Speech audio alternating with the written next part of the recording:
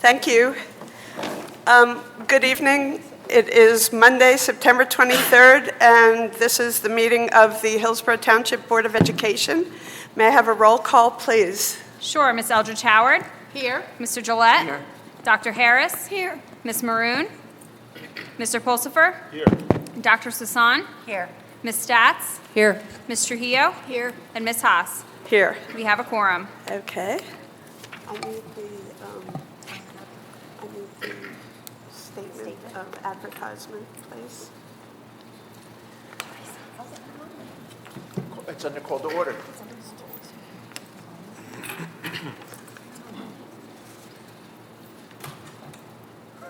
It's under call to order.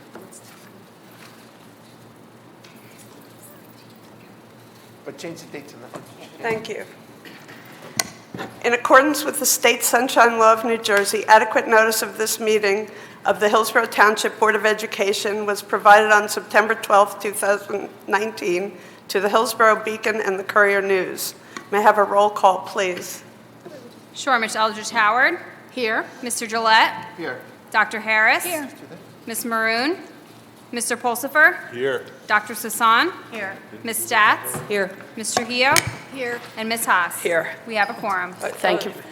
Lisa's here. And we have a quorum plus one. Thank you. Okay. I will be reading a motion to go into executive session.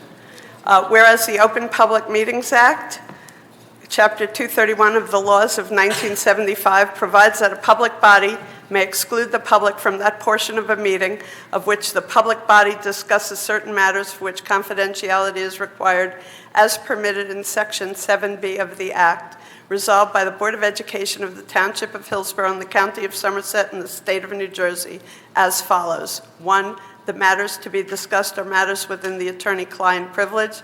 2, the matters discussed in executive session shall be disclosed to the public when the need for confidentiality no longer exists. I will take a motion and second to go into closed session. So moved. Thank you. Thank you. All in favor? Aye. Any opposed? We're in closed session. We'll be back out at 7:30. Are we ready? Okay.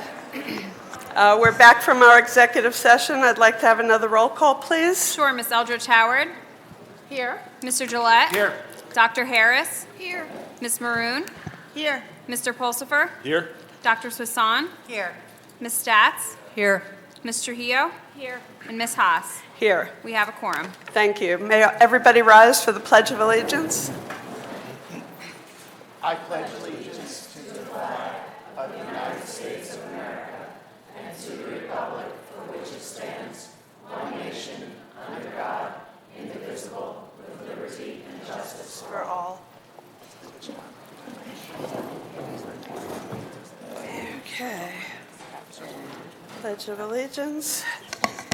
Okay, we are going to be removing item 12.4 from the agenda for further review. May I have a motion and second, please? So moved. Thank you. Second? Thank you. Any comment? Questions? Okay, all in favor? Aye. Any opposed? Any abstentions? Okay, 12.4 is off the agenda. I'd like to recognize correspondence that was received from 8 members of the public and move on to the superintendent's report, please. Good evening. We're going to start this evening celebrating and welcoming our new staff to Hillsborough. We have many new teachers here today, although they couldn't all be here because some have things like their own child's back to school night and things like that. So the administrative team is here to introduce some of those new teachers, and we're going to start with Dr. Milady.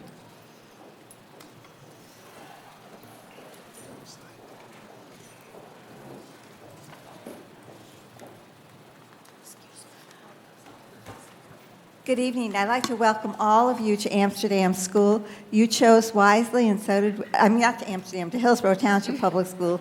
You chose wisely, and we did too. When you come up this evening, we're going to ask that you all stand to the right of the podium so that we can get you on camera. This evening, I'd like to introduce Kara Reiling. Kara graduated from Quinnipiac University with a Bachelor of Science in Occupational Therapy. She earned her Master's in Occupational Therapy with a pediatric specialty, and she comes to us with 12 years of experience, most recent providing home-based pediatric OT services to Little Steps in Hillsborough. And she also served as the clinical coordinator of the Services of Occupational Therapy Consultants in Brown Brook. We already know that she's going to make an outstanding addition to our Amsterdam staff. We'd like to welcome her to Hillsborough Township Public Schools. Thank you. We'd also like to welcome Katie Brock to the Amsterdam team. She is going to be our new school nurse, and unfortunately she couldn't be with us this evening. I'd like to now introduce Sue Eckstein, the principal of Hillsborough Elementary School.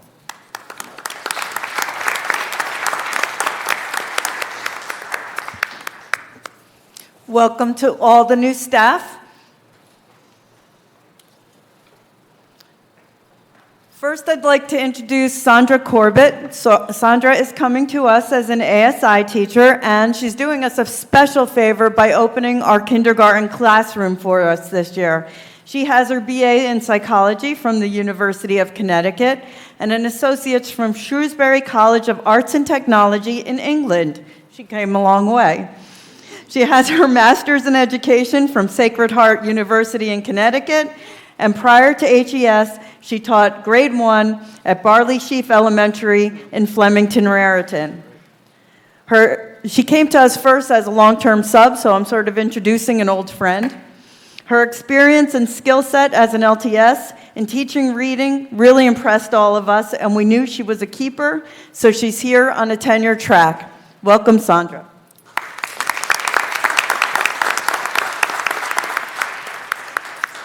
Next up, I have Kim Santaramita. She'll be teaching 3rd grade at HES in the very near future. She's not quite with us yet. She has her BA in psychology and Master's of Education from Rutgers University. Before coming to HES, she taught math and science at Smalley Elementary School in Bound Brook, where she currently still is in a contract, but we hope to be welcoming her soon to HES.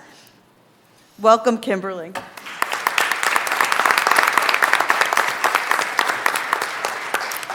It's my pleasure to introduce the principal of Triangle Elementary School, Anthony Alaperti.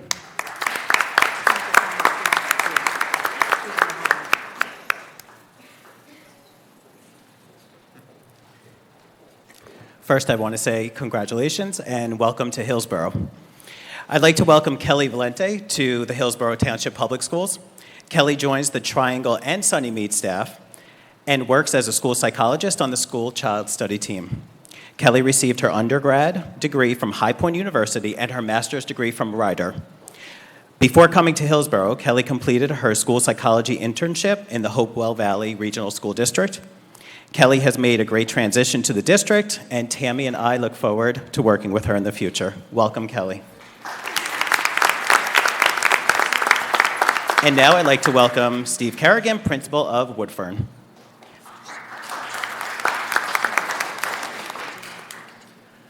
Good evening, everyone. I want to also echo a welcome to all of the new staff. It's very lonely up here. Neither of Woodfern's new teachers could be here, but we're going to press on. We have Katie Hart joining us. Katie comes to us with a Bachelor of Science degree from Bloomsburg University. She had a dual major in elementary education and special education. She has 7 years of experience as an elementary and special education teacher, including time at in Flemington and at Somerset Hills Learning Institute, and she will be replacement lit teacher for our kids at Woodfern. So welcome, Katie, who's not here. We also have Tammy Ruvalo, who has a bachelor's degree from Rutgers University and a master's from TCNJ. She also has a master's degree with a reading specialist certificate from Rutgers. Comes to us with 8 years of classroom experience and 11 years of experience as a reading specialist, and she will be Woodfern's reading specialist. So, Tammy, welcome. I would now like to introduce Ms. Jody Howe, principal of Woods Road School.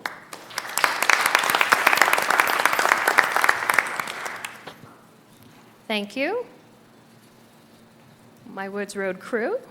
So welcome Katina DeCranis. She joins Woods Road School Wildcat Family as a leave replacement for grade 4 for Mrs. Fallone's classroom. Katina graduated from Penn State University with a Bachelor's of Science in Early Childhood Education, and she minored in special education and deafness and hearing studies. She made the Dean's List 8 out of 8 semesters, and of course she's no stranger to Hillsborough. She is an HHS alumna and also has been substitute teaching in Hillsborough Township during her breaks from college. So welcome, Katina. The next new member of the Wildcat family is Kelly Murphy. She also joins the Woods Road family as a special education teacher. She's a graduate of Kane University with a degree in early childhood special education.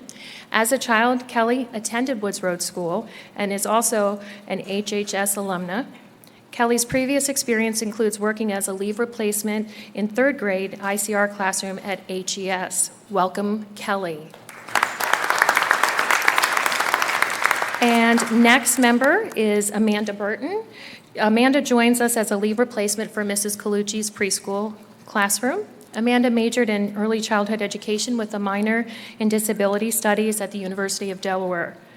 Amanda is currently no stranger to Woods Road. She was formerly an instructional assistant in another preschool classroom and autism classrooms as well.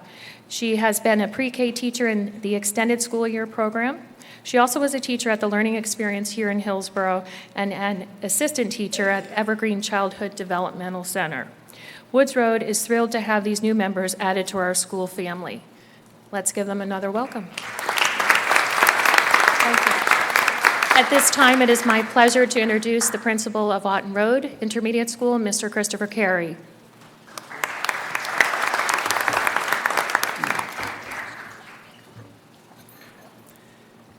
Good evening, everyone.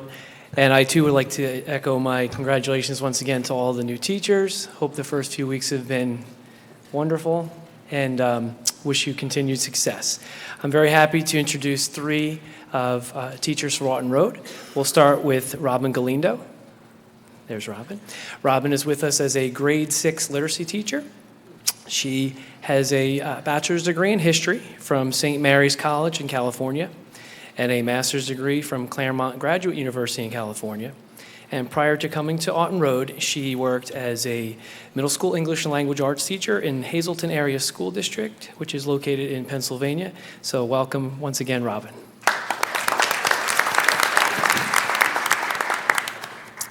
Next, I'd like to introduce Linda Kunkowitz. There's Linda. Linda is a resident of Hillsborough. And Linda is with us as a special education teacher and specifically as a replacement math teacher. She has a bachelor's degree in communications and a minor in French from the University of Pittsburgh, a master in the art of teaching from Monmouth University, and she also has a special endorsement program certification from Rutgers University. Prior to coming to Hillsborough, Linda was a teacher of language arts and basic skills in the Somerville Middle School in Somerville, New Jersey, as well as a paraprofessional in Montgomery School District. So welcome again, Linda.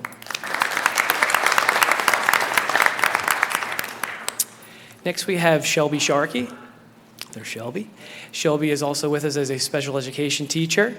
And Shelby's education, she has a Bachelor of Arts in Sociology, as well as a Master of Arts in Teaching and Elementary Education from Quinnipiac University. I always have trouble saying that.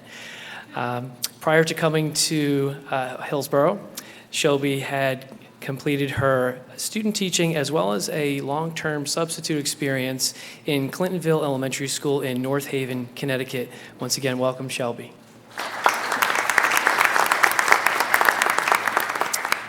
We just have one other individual who cannot be here tonight, Sydney Lynn. She is also a special education teacher with us, and we're looking forward to, of course, working with her for the rest of the year. Once again, congratulations to all 3 of you. Thank you for coming out this evening. I know it was very appreciated. Thank you. Next, we'll have Dr. Jabolski from Hillsborough Middle School.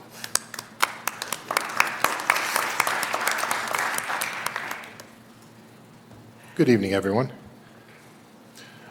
I'm pleased to welcome 3 of our new staff members with us here this evening, starting with Rihanna Bradley. Rihanna? Rihanna joins us as a special education teacher. She's a graduate of West Virginia University, where she studied child development, youth, and family studies. She worked at the Eden School for Autism and with Princeton Public Schools, also in their autism program, most recently, before joining us at Hillsborough Middle School as an 8th grade special education teacher. Welcome, Rihanna. Next, I'd like to introduce Michaela Connery. Michaela is joining us as a school psychologist and actually working in my school and in Aughton Road Intermediate School. She is a graduate of East Carolina University, where she studied psychology, and Rowan University, where she completed her master's degree in school psychology, and did her internship last year at Piscataway Township Public Schools at their middle and high school. And welcome, Michaela. And next, I'd like to introduce John Poirier. John is joining us as a social studies teacher for 7th and 8th grade. He's a graduate of Marquette University, where he studied history and political science. Then he got his law degree from Rutgers University. Went into private practice for a number of years, and then retired out of private practice to join the field of education. Did his teacher certification through Rider University and student taught at West Windsor Plainsboro High School last year. And welcome, John, to Hillsborough Middle School. Also unable to be here with me this evening, but I want to recognize a few other folks who are joining us. Laura Berman, who's joining us as a special education teacher. Ariel Fuchs, who was at the high school last year in a leave replacement and now full-time with us as art teacher at the middle school. Brittany Hamilton, who joined us most recently as a social studies teacher. Constance Seifert-Aitier, who joined us as a 7th grade science teacher. Joe Vasquez as a social studies teacher, and Tracy Kinst, our second school nurse this year, all of whom had family commitments tonight, but we welcome all of them, and you folks too, and everyone to Hillsborough Public Schools. And now it's my turn to introduce Karen Bingert, principal of the high school. Okay.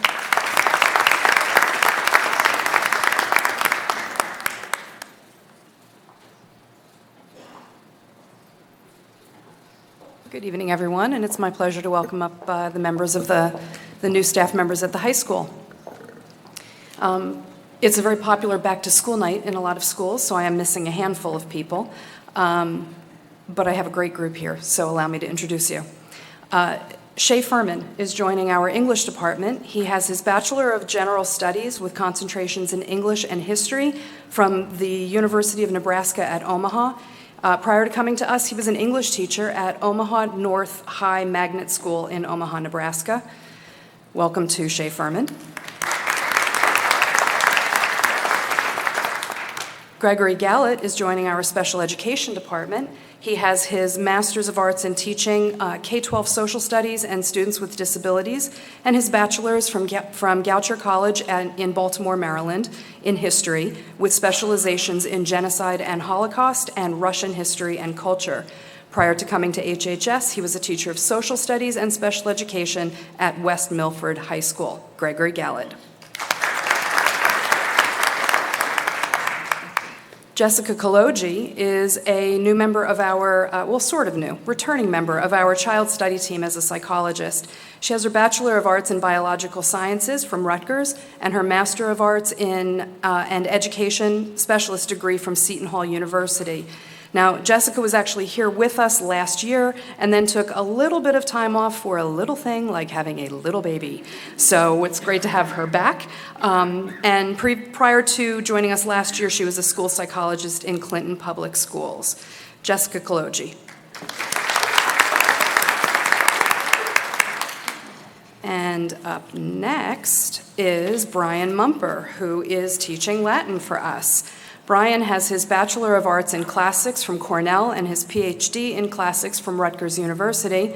Prior to working with us, he was teaching at Rutgers, City University of New York, at Brooklyn College, and Temple University, conveniently located in Rome. Brian Mumper.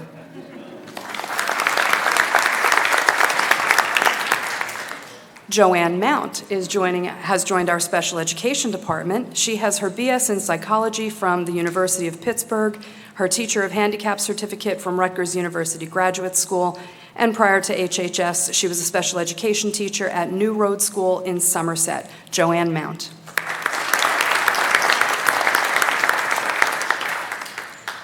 Joy Pagano has joined our child study team as a psychologist. She has her Bachelor of Arts in Psychology from Rider, her Master of Arts in School Psychology, and her Educational Specialist from Rowan. She was a school psychologist in Stafford Township, New Jersey, prior to coming to Hillsborough High School this year.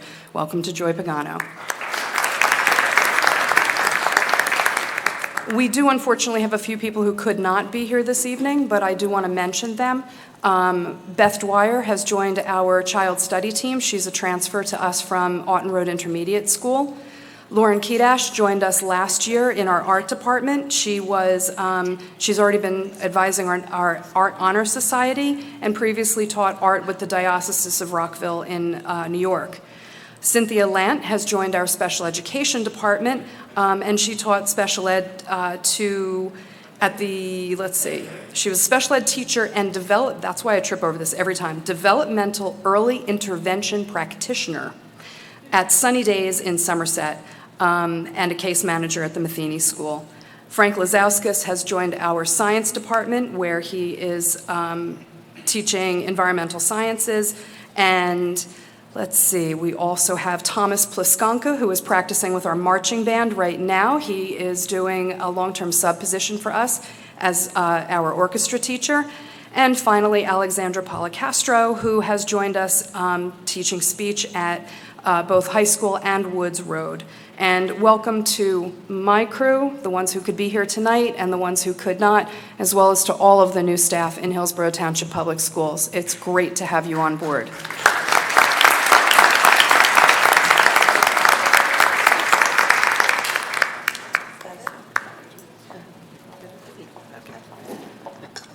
Welcome to everybody to our Hillsborough School District. Look forward to working with all of you. We will be taking a 10-minute recess for the special occasion of your starting with us to enjoy some cake and refreshments. So, with the board's approval, I'll take a motion and second for a recess. So moved. Second. All in favor? Aye. Any opposed? We're in recess. We will continue with our superintendent's report.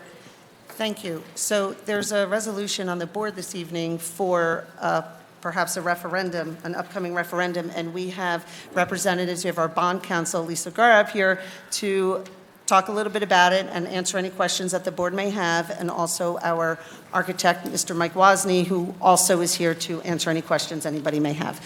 Mrs. Garab? Good evening. Nice to see you today. The resolution that you have on your agenda for this evening, if adopted, would permit the district to move forward with a December 10th, 2019 referendum. It would essentially reserve the date so you could move forward. In special school district elections, there are certain dates that you're allowed to hold a special election.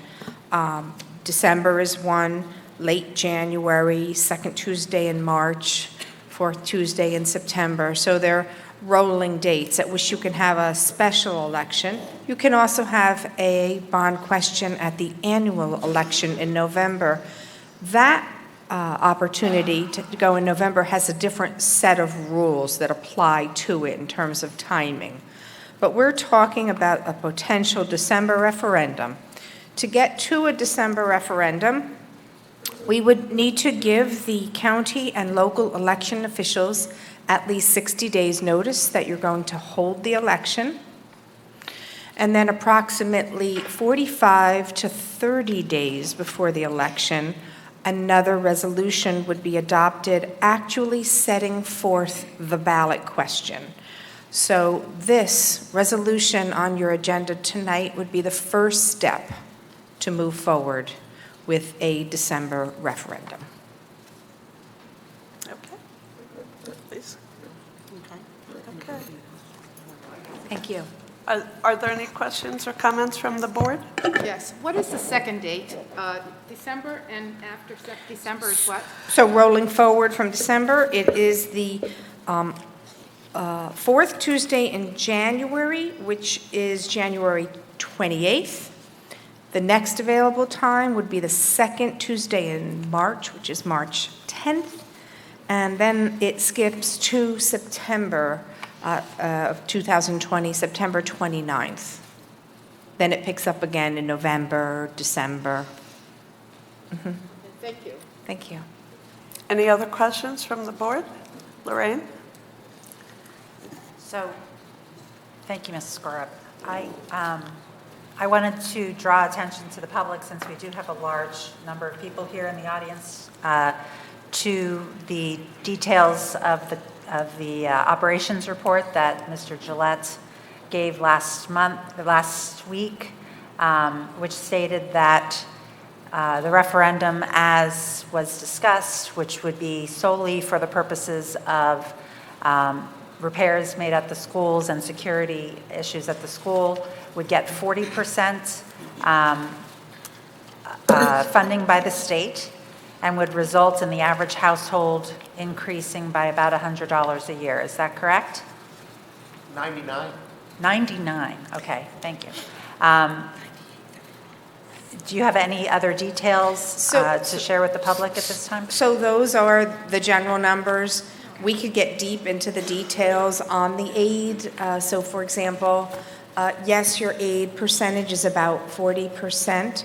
The state sent letters back to you telling you essentially all of your projects are eligible for the highest level of aid.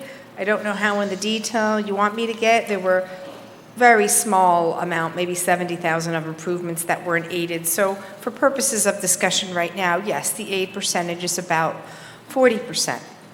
The state, the last 11 years, has funded that 40% at 85%.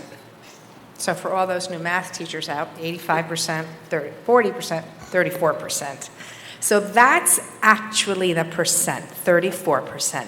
Now, the impact that your financial advisor ran was conservatively run at the 34%, not at the 40%, so that they assumed that the state would never fully fund the debt service aid. So yes, given that, and given the assumption that the bonds would be issued for 20 years, the impact was on the average $99.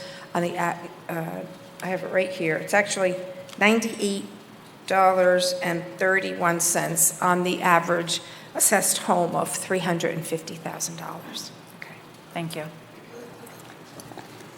Would you like to say Well, something? I just wanted to say one thing that Mrs. Gorp didn't mention. So to give some perspective what that $99 means, that would be the debt service for each household of the average house. Currently, on our current debt service, that same house pays $140. Those notes, those bonds, there are also 20-year bonds, and those will be up next year. So essentially what we'll be doing is exchanging the $140 debt service for a $99 debt service, and all the schools will be fixed, which will be a nice thing. I have a question. So what is the guarantee that the state will continue to fund state aid at the 85% level with the state's financial issues? Would they drop that level of state funding, and what would that impact be for the taxpayer, of Hillsborough? So this aid percentage is under a law that was enacted in the year 2000. And from 2000 to 2011, they funded the aid at the full 40%. From about 2011 on, they funded it at the 85%, and they have been since then. This is a subject to appropriation aid amount from the state. So to answer your question, yes, the state could change that percentage up or down. In terms of historical, I've been doing this for about 30 years, and the lowest that it has ever gone was a little over 67% in the 1990s, I believe. So that's the lowest we've ever seen it, but it's been at the 85% of the 40% for the last 9 or so years. And you also have the numbers, the number that you quoted for $99 was for the average Hillsborough home. We also represent Millstone. Do you have those numbers? I don't, I didn't get those from the financial advisor. I apologize. I can send them to the board. I don't have those, I'm sorry. Okay, are there any other questions or comments from the board?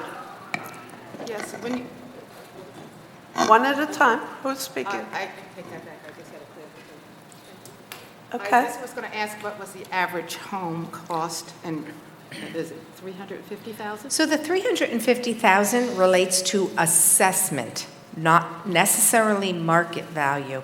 So to understand what your impact would be, you'd have to actually look at your tax bill and see what your home was assessed at.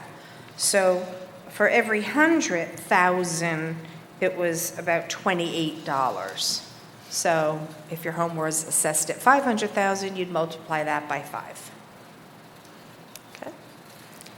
Any other questions? Just one quick It's called question. raise your hand. Thank you. Will there be an opportunity to discuss this further when we're voting? So we're just talking about general We're asking questions. the score of questions. But then later we can... Absolutely. Okay, thank you. I have a question. I thought it was considered that so that'd be less of a sudden jump of $99 the first year, just 1 year, that would be, about smoothing it out more. Is that still in consideration? So this is an initial financial plan that your financial advisor put together. Yes, your debt drops off in the year 2022. So you have no debt after that. So the goal would be to try to have this debt issued in a manner that when that debt drops off, this debt would pick up. So there would actually be no increase in taxes to pay for these bonds. In terms of timing, that's what's difficult, is when we sell the bonds, because the bonds have to start paying debt service soon after they're issued. So the financial advisor was trying to put together a plan that minimized that first year when there was some overlap. Thank you. Okay. And for whatever it's worth, our current debt service drops off in that last year. It's not a full year's worth of debt. So it's half in 2022, that's right. Right. It's $104 right now for a home at $350,000. So when you add the new debt to that, which would be $67 roughly, the number's slightly larger. You know, it's about $50 higher than what it would be for the next 20 years or 17 years. So,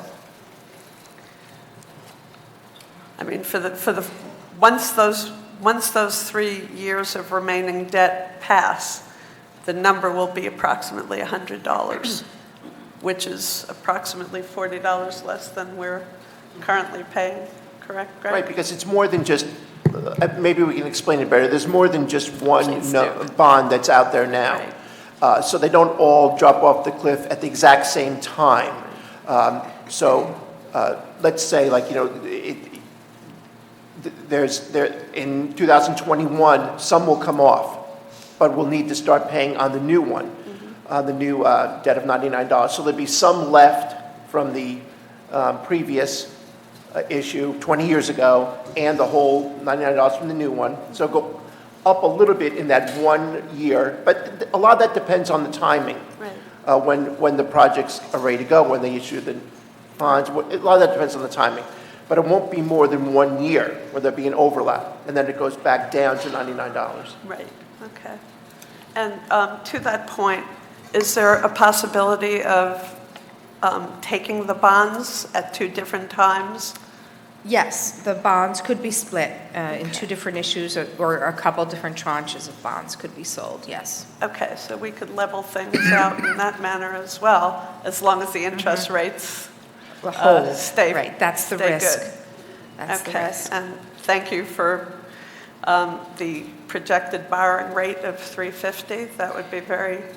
Well, that actually is, that was what this tax impact is calculated at, and the current rate is probably closer to 3 right now. So that in and of itself has a conservative buffer, just in case. As it should be. Right. So thank you for that. Okay. Lorraine? Sorry, I just thought of one more question. So what has been discussed is about 39 million or more? About 35,490,000 is what was submitted to the state of New Jersey. Okay, Yes. 35,490. And our total debt ceiling that we could borrow up to? I'm going off memory now, but your debt limit is close to 240 million. Okay. Just because there had been discussion about the potential of going out for a referendum at some future point for a new high school, which I know a lot of the people in the community have been talking about. So this would subtract from that the ability to go out above $200 million. That number, that is a moving target because it's related to the values in town and the outstanding debt that you have. So as your old debt comes off, that borrowing margin goes up, and as values in town go up, that borrowing margin goes up because you can borrow 4% of the average equalized values over 3 years. So as that average moves up, the borrowing margin moves up. That 240 is from memory, so Right. I would have to double check. Yeah, that was my memory as well. I just wanted you to say it, not me. Thank you. Okay. Thank you, Mrs. Gorham. Okay, are there any other questions from the board of Ms. Gorab? Are we able to Speak into the clarify? microphone. Closer. Closer. Closer to the mic. There you go. Are we able to clarify that this referendum is not for a new high school, it is not for full-day kindergarten, but it is for maintenance of our buildings, and all of our buildings are at least, I don't know, Amsterdam was the newest one I was in, 30 years old? Yep. So these are necessary repairs, and the ability to maintain what we need to do for our district to have top-notch schools for our kids to go to. Yes, thank you. But also, just to clarify, that 35 million also includes air conditioning and security. Yep, it sure does. So, thank you for clarifying that. We take things for granted, I guess, but very important for the public to know. Hopefully we'll discuss that more when we get to it. And that is item 12.1 on the agenda. So we'll discuss that in the Operations Committee report. Okay, so back to the... Mr. Wozni is also here if you'd like to. does anybody have questions for Mr. Wozni? Okay. Does he have questions? Okay, step forward. Good evening. Do you want me to give you a little bit of an overview? Sure. Last month, we went through and we had photographs of all the That would be deficiencies very that we were helpful. addressing. We don't have the photographs tonight, but again, some background. The questions came up about the age of the buildings. And Hillsborough Elementary School is 70 years old. This building, Orton Road, is the youngest building at 21 years old. And most of your buildings are in the 50, 60-year-old range. And you have been maintaining them, but there are a lot of pieces of equipment and roof sections that are original to the construction of the buildings, and they need to be taken care of. So there was an assessment done by Aramark back in 2018, and then we reviewed that assessment later that year, and we met with the Ops Committee several times and really narrowed the priorities down to the list of projects that we have today.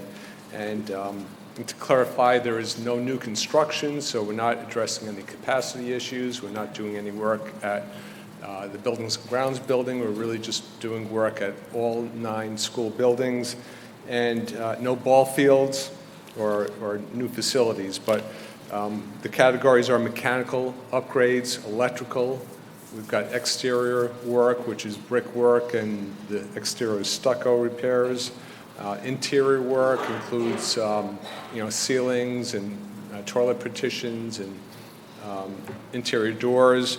We've got a lot of roof replacements at 5 schools. We have paving, and then we also have concrete work in terms of sidewalks and curb replacement. The air conditioning is really a continuation of the program that you've been doing over several years of air conditioning in the classrooms. So we're basically talking about addressing the rest of the instructional spaces in the district with air conditioning. And then security. In terms of security, we've got new secure vestibules at each of the buildings. Any questions? Are there any questions? Well, not a question, but I wanted to say something about that. So, Mr. Wozni talked about maintenance. You think, well, why didn't we do this maintenance like every year? Why haven't we been doing maintenance? This isn't that type of maintenance. This is maintenance/construction projects that can only be done in this way. As Mr. Wozni also stated, all the school buildings were built between like 1950 and 2000, in like 50 years. In that 50 years, when we were building buildings, we're building buildings every like 10 years or sometimes every 5 years. We built a lot of buildings. Every time a new building would be built, bonds would be issued, but in those bonds would also be updates, upgrades, and maintenance for other buildings. Now we haven't built anything in 20 years. We haven't had a construction referendum like this in 20 years. We've done small bond issues, 1-year notes and things, like for the parking lot at the middle school and fixing the high school turf field we did a few years ago, comes to mind immediately, and other small things. But we haven't put an addition on a school in almost 20 years. We haven't done anything where you could add in these other projects that we would just bundle it all together. So this is a little unusual. I couldn't find in the last 70 years another time where we've had a bond issue just for projects like this. So it's a little unusual for us, but it's something that completely makes sense. We need to do these type of work. Mr. Here mentioned air conditioning. There's some inequity with who gets air conditioning. We've started many projects piecemeal at the various schools. The air conditioning we're talking about fills in all the gaps at the schools so that all the students will have the same, should be by the end of this, the same level of climate control in their classrooms. We're not talking about air conditioning, hallways or other places. These are places where kids learn. That's what we directed Mr. Wozni to do. Those were some of the cuts that we talked about, that he talked about. But when we pared it down from the original report from Aramark, when we got it down to the essentials. So, and also security concerns, which, I know it's on everyone's mind, and we're going to address those also. So that's where all that comes from. That's all I want to say.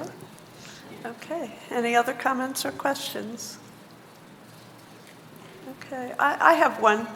Could you explain to the board what the benefits would be of doing this full group of projects as opposed to doing it in a more piecemeal manner over a number of years? Piecemeal meaning out of your regular operating budget, Not really, no, just maybe an annual referendum like some districts have. Well, certainly there's, an economy of scale. When you're doing larger projects, you attract more contractors. We're able to bundle the work to cater it to, different kind of construction types. And you get the state aid. That's the biggest benefit of bundling. Usually you see school districts do add on when they have a new construction referendum. They try to accomplish renovations at that time because I don't know of any school district that can really truly maintain their buildings the way they should be for any length of period without having a bond referendum. And again, with that 40% state aid, that makes it a lot more affordable. Great. Thank you very much. Anyone else? Okay, thank you, Mr. Wozni. Okay. We'll be talking about it in a little while again. Okay, continue the superintendent's report with your good news. Thank you. Some good news. According to Niche, Hillsborough Township Public Schools is a top-rated public school in New Jersey with a student-teacher ratio of 11:1, and according to state test scores, 65% of students are at least proficient in math and 71% in reading. Niche ranks nearly 100,000 schools and districts based on statistics and millions of opinions from students and parents. In New Jersey, Hillsborough was ranked 15 of 243 in best school districts, 30 of 377 for districts with the best teachers, and 31 of 243 for best school district for athletes. Additionally, Hillsborough was ranked 371 of 10,815 as one of the best places to teach, and 597 of 11,725 for districts with the best teachers. The state of New Jersey was recently ranked first by Education Week on their Quality Counts annual report card. New Jersey unseated perennial standout Massachusetts as the top-rated state. Again this year, the district was awarded a Special Olympics New Jersey Play Unified grant. The grant, in the amount of $4,500, creates and implements physical activities that promote inclusion, equality, friendships, and dignity among students with and without disabilities. 5 Hillsborough High School students have been named semifinalists for the 2020 National Merit Scholarship Program. I'm going to apologize on the front side if I say names incorrectly. Congratulations to Hillsborough High School seniors Alan G., Alicia Liu, Shweta Parthasarathy, Swarna Ramaswamy, and Yino Shu on achieving this prestigious honor. To be named a National Merit semifinalist, students must have an outstanding academic record throughout high school, be endorsed and recommended by a high school official, submit a written essay, and earn SAT scores that confirm their earlier performance on the PSAT. I'd like to take a moment to thank the board for their support and confidence in appointing me as the acting superintendent last week to begin on October 1st. Next week, October 1st. And I'd also like to thank the members of the staff and community who have sent me emails this past week, and I really, truly appreciate the support and encouraging emails throughout the week that's gone by. And I think that ends our superintendent's report. Okay, thank you very much. Okay, we move on to committee reports. I have one for the Governance Committee, which unfortunately I wasn't able to participate in. However, the Governance Committee looked at our public participation bylaw. They discussed possible dates for an upcoming referendum, and they discussed a potential superintendent search and a search for an interim assistant superintendent position. So that was the Governance Committee meeting. And from there, we go to comments from the board and public. We very much welcome input from the public. There are 2 times during board meetings when the public is invited to speak. One time is right now that you may speak about any item that is listed on tonight's agenda before the board votes. Towards the end of the meeting, there is another public forum to address any topic. Before you make your comment, please state your name and address. There's a 3-minute time limit per speaker. Please understand that our public forums are not structured as question and answer sessions, but rather are offered as opportunities to share your thoughts with the board. In instances where the board believes there's a misunderstanding or inaccuracy, the board president or superintendent will address the comment. There may be times when a member of the public makes a comment or asks a question about personnel or hiring decisions. New Jersey statutes do not permit the board to discuss personnel issues in public session. So with that, I would ask any speakers who would like to address the board on matters on the agenda to please line up so we know how many people have something to say. HPSA just wants to make a statement in support of Jordan, so I think they're going to use the interim assistant as soon as the way to do it. Okay.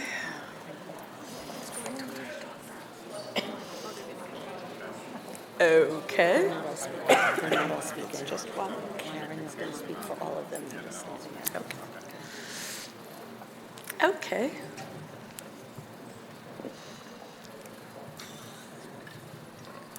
My name is Karen Vingert. I'm the principal of Hillsborough High School, and I reside most of my days at 466 Raider Boulevard. Good evening, Dr. Antunes, President Haas, and esteemed members of the board. I speak to you this evening as a representative of the Hillsborough Principals and Supervisors Association, the leadership team of our district. On the agenda this evening is the creation of an interim assistant superintendent position, which we, of course, support. Hillsborough Township Public Schools has a long-standing history of excellence. This is in large part due to the dedication of the parents who raise outstanding children who become our devoted students, the students themselves who push their own limits and work toward their goals, and the educators and administrators who give every ounce of energy to providing experiences and opportunities that will shape the lives of tomorrow's leaders. In the years the district has been open, we have been fortunate to keep pace with the times and provide an educational program that was comparable to that of the other schools in our high-performing state. When Dr. Jordan Schiff arrived in the district as superintendent, being comparable to other schools was not enough. He saw that talent existed in our teachers, supervisors, and administrators, and he knew that as good as only scratched the surface of what Hillsborough schools had to offer.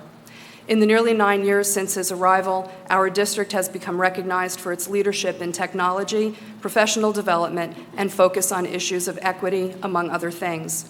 Other schools and administrators reach out to us to ask how we did it in Hillsborough so that they could model their work on ours. When it comes to technology, our students and staff have been ahead of the curve, both on access and training, which has given our students critical productivity skills that have primed them for success in school and the workforce. Through these tools, collaboration and teamwork have become integral methods to internalizing learning beyond the success of other traditional strategies. In terms of administrative accomplishments, members of our leadership team are recognized as experts in their field and provide professional development nationwide. Others hold statewide leadership positions in organizations that serve the students and staff of New Jersey. Some are college professors teaching the next generation of educators and administrators to continue the legacy that has made New Jersey's schools the top in the nation. But this does not happen magically or without support.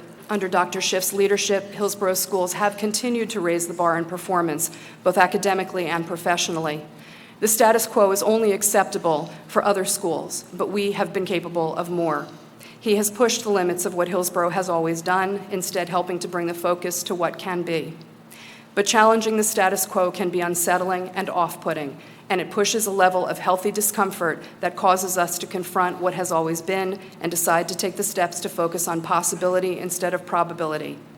There may have been times of skepticism or disagreement, but the administrative and supervisory team of Hillsborough Township Public Schools knows that Dr. Schiff has been visionary in his tenure as superintendent. His focus on students and learning has forever changed this district for the better. His willingness to push limits has made the impossible not only seem within reach, but surprisingly achievable when Please one leads finish with up. heart and tenacity. May I beg the board's indulgence for a moment? Thank you. He has not been willing to sit back and endorse the status quo at the state level either. Instead, he has been actively involved in committees that focus on equity to ensure that all students are able to learn without society-imposed restrictions.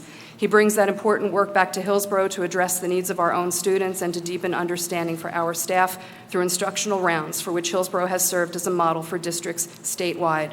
He engages regularly with legislators to help them understand how their decisions, which seem very logical from 30,000 feet, have a devastating impact on programs, staff, and students when you view it face-to-face with the people affected. He does not sit back and hope for a solution. He is part of creating the solution, and he challenges each of us to do the same. The parents and students who have sat with him in their most difficult moments, when failure appears to be the only path they know, soon learn that before them is not a figurehead who is simply laying down the law. To the contrary, they are sitting with a compassionate, sincere, concerned, and invested human being who wants only the best for the students and families with whom he is working. He is kind and student-centered, and he seeks to celebrate student successes at every opportunity, such as the student spotlights the board and community have enjoyed during his tenure. No matter the situation, Dr. Schiff's message has always been that it is all about the students. The Hillsborough Principals and Supervisors Association would like to acknowledge and thank an exceptional leader for his service to Hillsborough Township Public Schools. When Dr. Schiff leaves his office on September 30th and reflects on his time here, his heart should swell with pride for a career well spent in the service of New Jersey's children. Here is a man who led with an open heart, appreciated and praised the wonderful community of Hillsborough at every opportunity, and always focused on our students. When announcing his retirement to his leadership team, one of his final requests was for us to continue to lead with positivity, poise, and our own open hearts. We will try to live up to his high expectations of us and do as he did. Hillsboro's children deserve nothing less. Thank you for your dedication and leadership, Dr. Schiff. Enjoy every moment of your retirement. In addition, the Hillsborough Principals and Supervisors Association also wants to take this opportunity to thank Dr. Lisa Antunes for her leadership as she assumes the new role of interim superintendent. The district leadership team is committed to the smoothest transition possible for the students and staff of Hillsborough Township Public Schools and look forward to working with Dr. Antunes and the interim assistant superintendent to continue our Hillsborough tradition of excellence. Thank you. Thank you very much.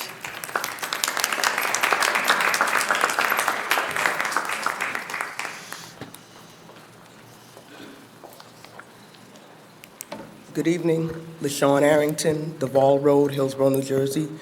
I just want to make a statement about the referendum.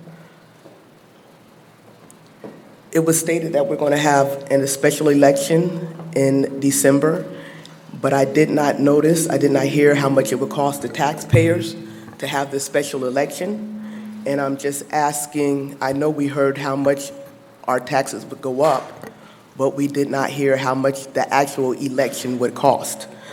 I'm just asking in the future that the board be more transparent on things that they're voting on and how much it's going to cost the taxpayers. And next time, I believe she said there was a reason we couldn't have it in November, but you already knew the referendum was coming. So if you could pre-plan next year, so maybe we don't have to have a special election, so we can have it in November so it wouldn't cost that much more, I would appreciate it. Thank you. Thank you.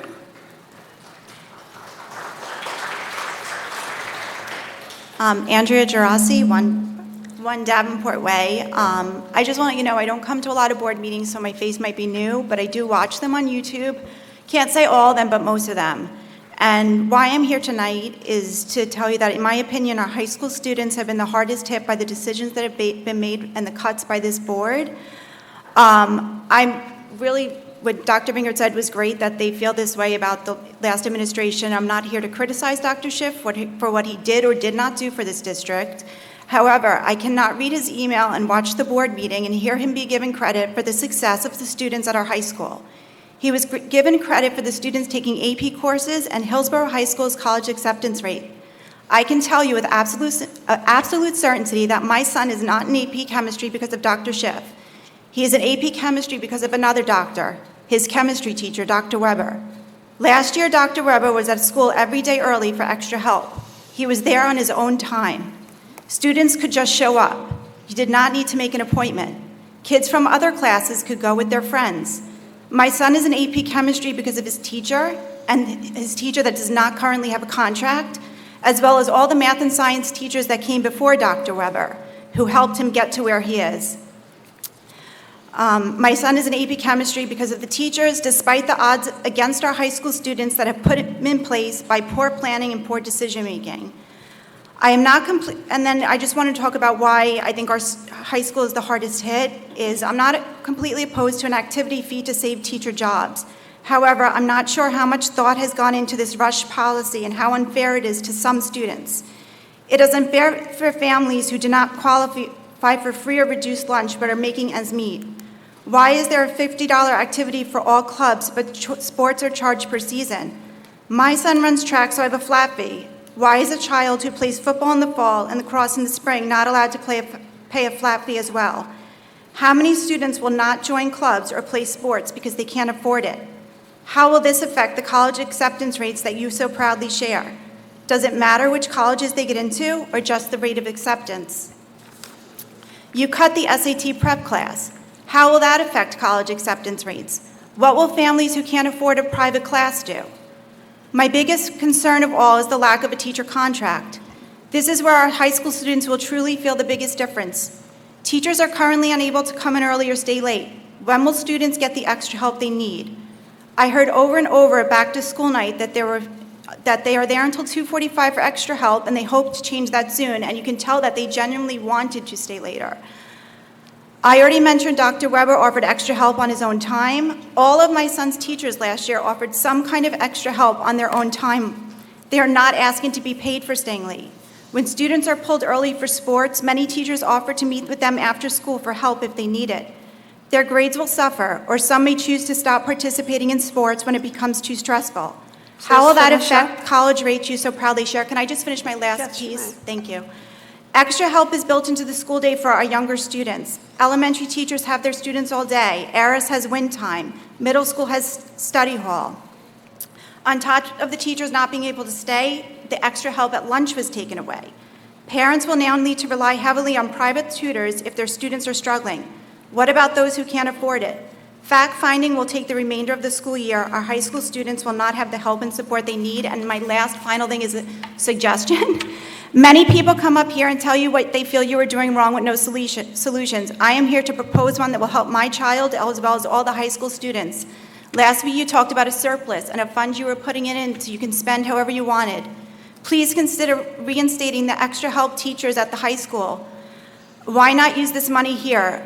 I would not suggest this is offered before. I would also ask if this could possibly be before or after school when the students could most likely use it. The lunch period is really short. They have to choose getting the extra help. So I'm just here to ask that we maybe reinstate some things at the high school because I do feel like they were the hardest hit. In closing, I just want to say I'm really disheartened watching the board meetings.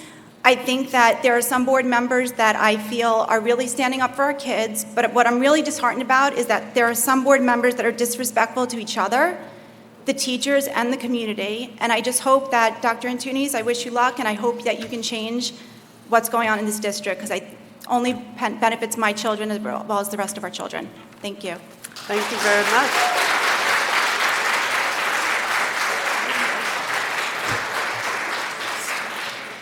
I'm just setting a phone timer for myself so I can track my time. It's a habit I have from debate. My name is Alicia Liu. I live in 7 Galligan Drive. So I did quite some math for this meeting, which is ironic because I hate it.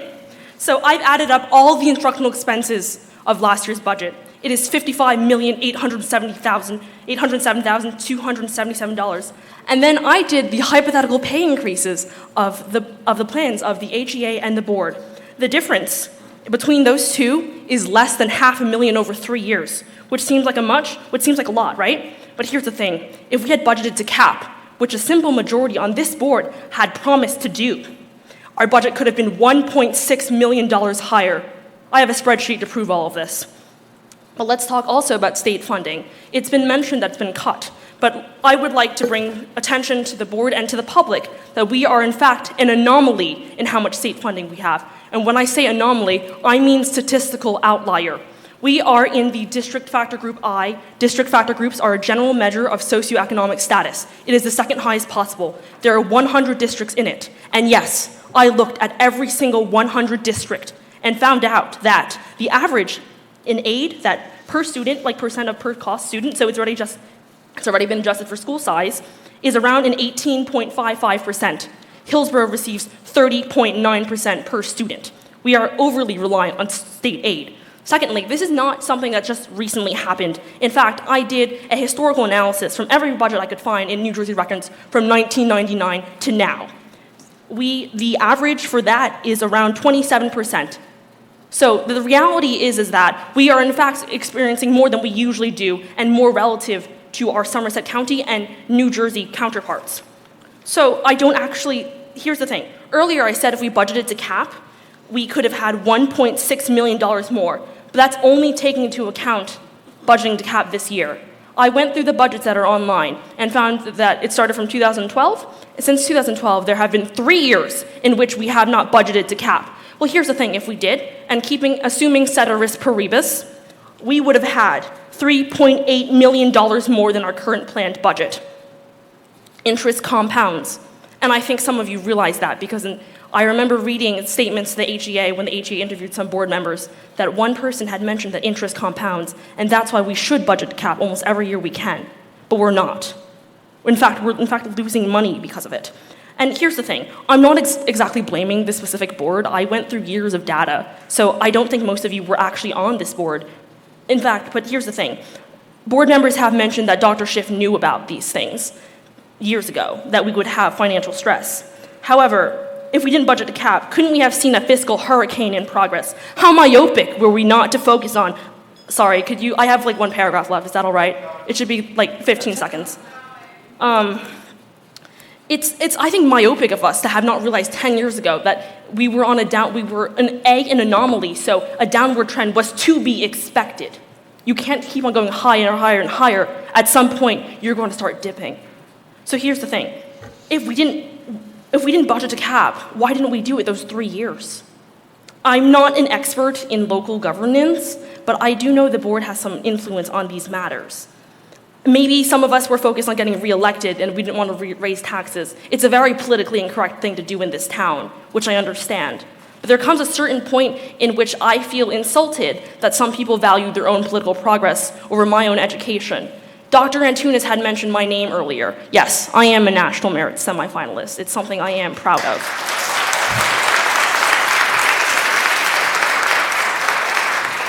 But here's the thing, you're not going to get that many this year because your pool of kids who are taking it is drastically lower because it's no longer free.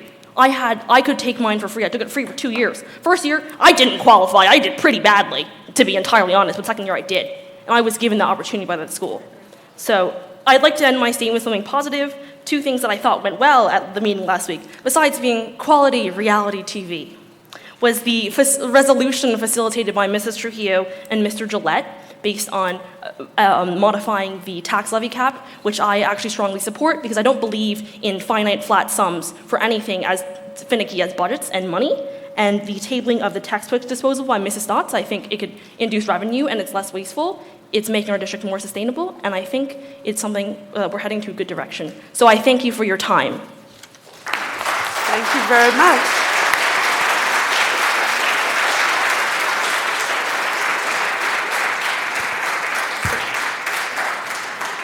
Hi, good evening. My name is Maria Iavino. I live at 28 Runyon Street. I'm here tonight as a community member, a parent, and an educator in Hillsborough. I have stayed silent on the busing issue. I have stayed silent on the fees for activities in sports. I have stayed silent on the issues with the contracts. But I no longer can stay silent after reading the amendment to bylaw 0167, public participation in the board meetings, which I know was on the agenda tonight, and even though it is going to be tabled, I know it is still there on the agenda. We live in a country right now where voices are being silenced left and right, and now the same is happening in our community. You, might I remind you, are elected officials who are supposed to represent our community. Instead, you are trying to use your power to silence the very community you represent. The Board of Education should respectfully listen to all comments from community members, whether favorable or unfavorable. I understand the 3-minute limit. I understand why, although I do think that should be a bit flexible. However, what really struck me about this bylaw was that you would only listen to the community for 30 minutes, and then which limits how many people can speak, and then silence the rest. Once again, I am disheartened and probably more disgusted by the decision of this board. Thank you.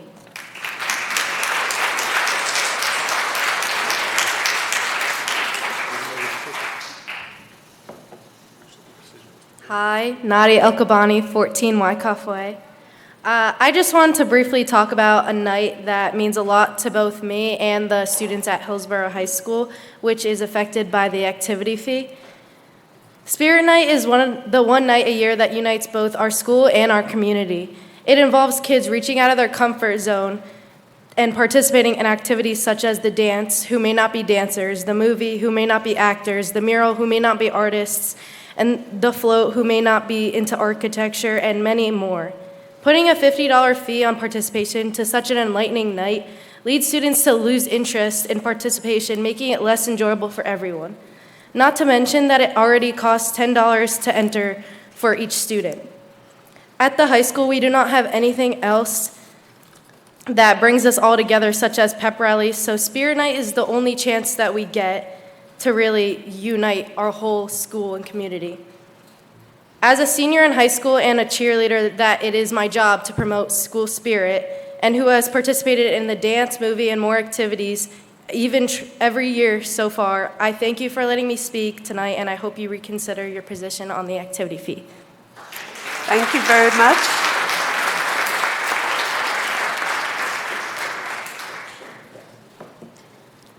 Hello, Bonnie Cole, 842 Robin Road, here in town.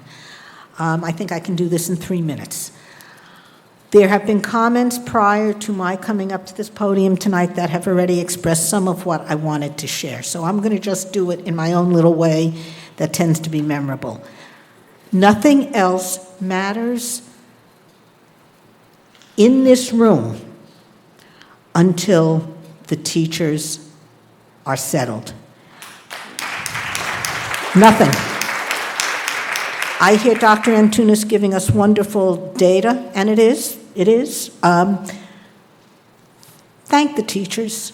I hear the leaders are up here saying that they didn't stick around for the rest of it, but the leaders were up here to give their more than 3 minutes about what they're doing. And yes, you need good leaders, but the leaders are nothing without the troops.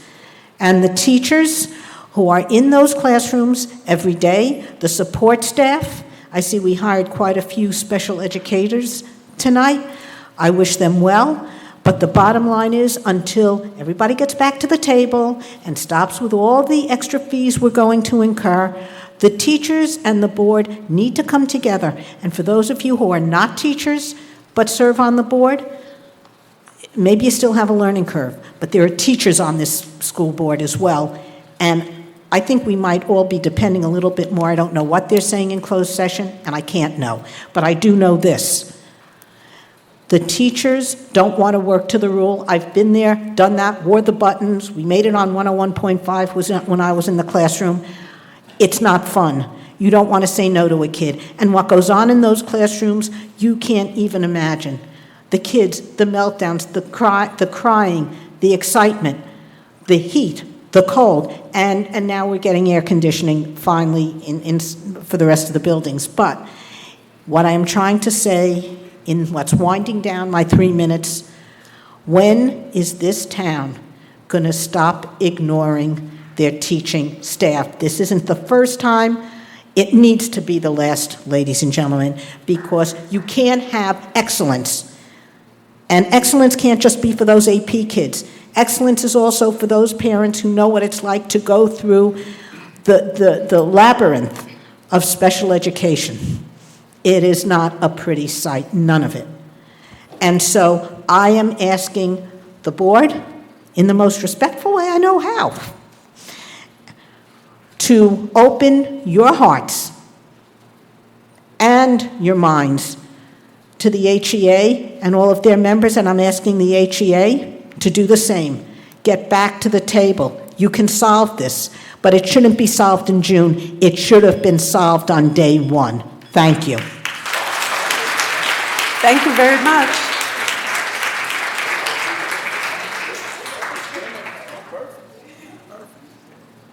Tony Judas, Rivendell Road.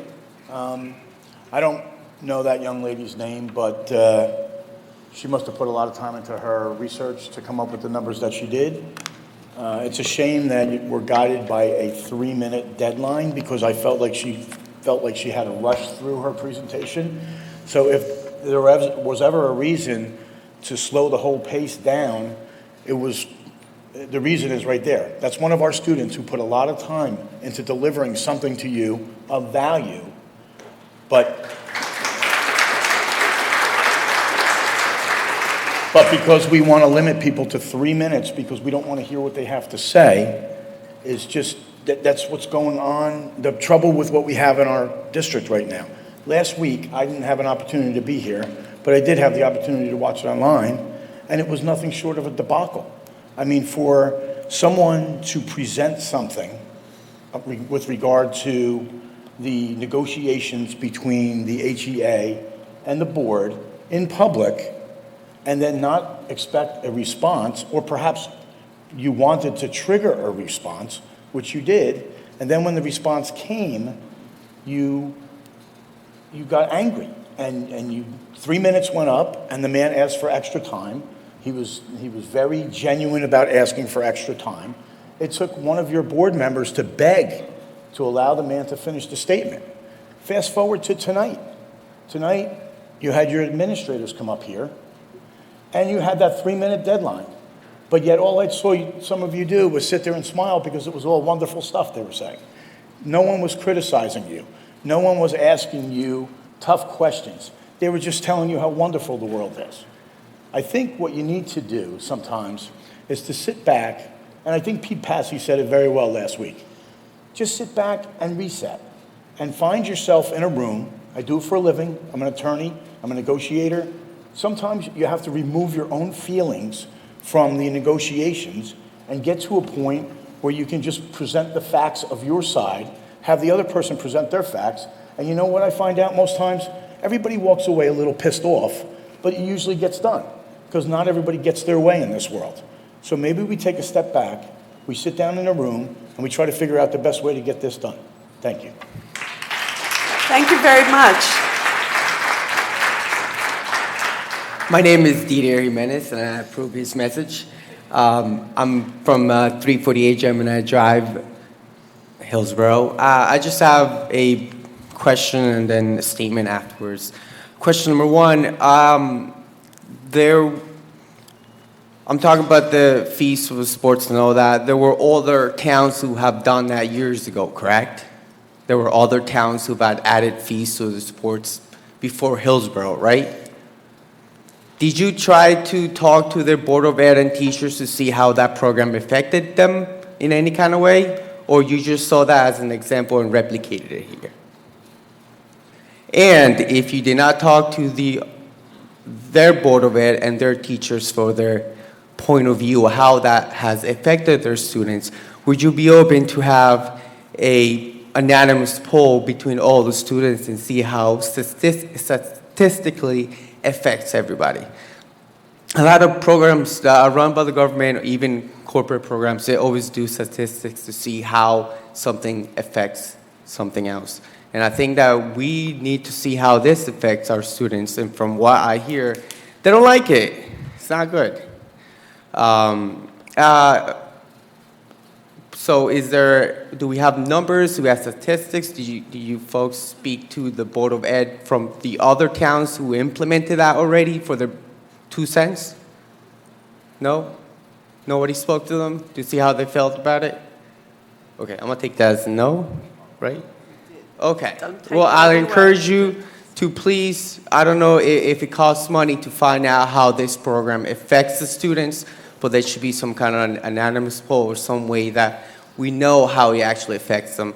I read online one of the patch articles, a member from the board said, for the most part it works. What does for the most part means?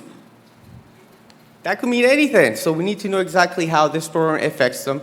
And I encourage you to please get on it. On top of that, everybody here said what I have in my heart, which is we need to focus on respecting teachers and all that. I don't want to sound like a broken record.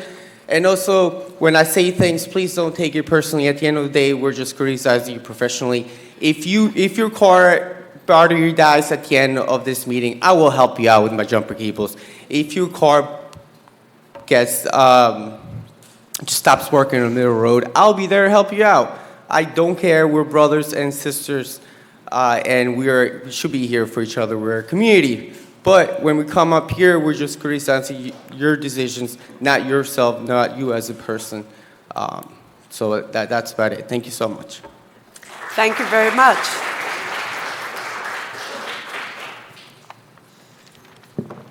Hi, I'm Erin Morris, 23 Valete Drive.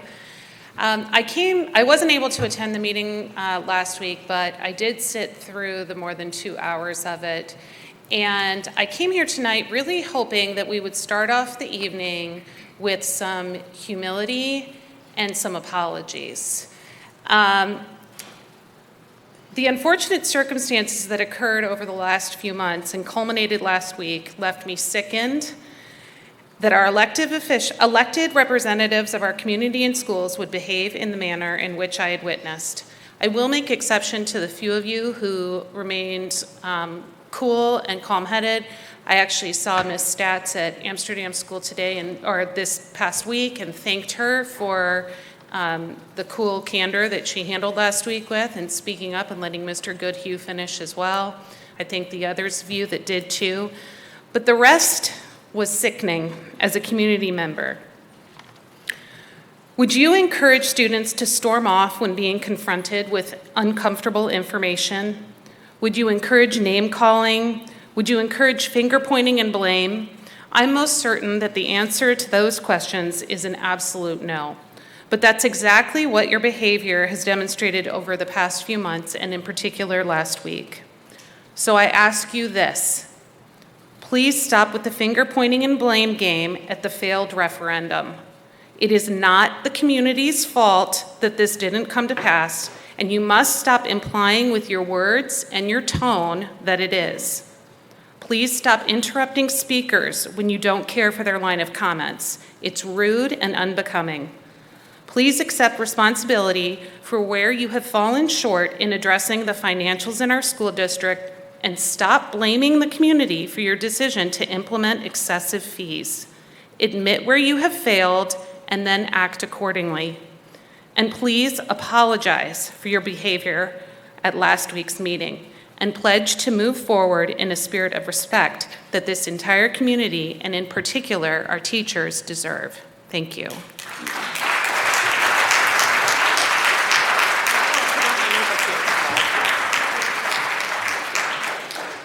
I think people know who I am. I glad came back because I forgot my notebook here, but tinyurl.com/y6c98uv5.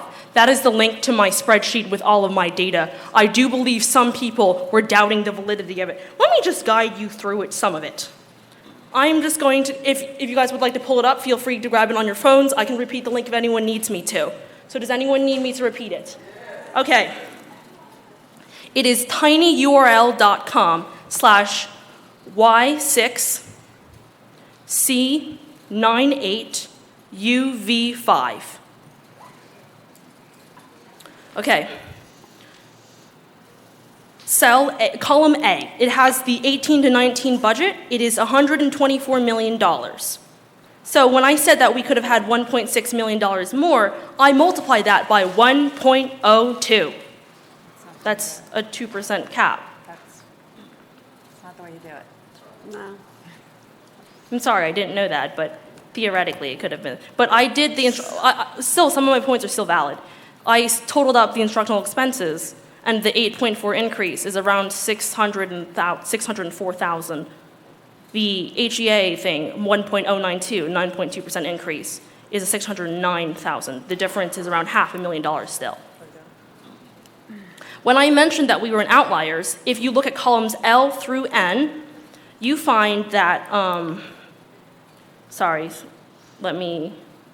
if it's on my school account, so maybe I might need to make it more public, but if you go through columns L through N, you will see the counties and all the boroughs that are in I and what percent they have in state funding. I will just read some of them. Allendale, 16.4, Alpine, 12.9, Gloucester, 16.9, Cresskill, 18.4. You get the idea. I ordered, in column P, I have ordered the data set from ascending order, so smallest to lowest. And then columns R through S, I have done a few number summary in which I've also calculated the outliers, which is Q3 plus 1.5 times the interquartile range, which was done by subtracting Q3 to Q1. So we are an outlier. That math is sound. I asked my stats teacher, Mrs. Smith, to check it for me. And then, yeah, I'm not very good at the class, we'll be honest. U through W is the year state aid and the local aid we have provided just for Hillsborough over the past 21 years. And here is my favorite section, section A, B, AC, and AD, where I track the increase in budget. So for example, the 2012-2013, that was a 0.9% increase. Now, Dr. Hassan has pointed out the 2% thing might be incorrect, which I will concede is a mistake. However, if you give me the details, I will reevaluate this thing, and I think some of my answers may still prove that we could have had more money if we pushed the 2% cap. So I respectively ask for the board to figure out how the 2% thing is calculated, and I will adjust my things accordingly. Thank you.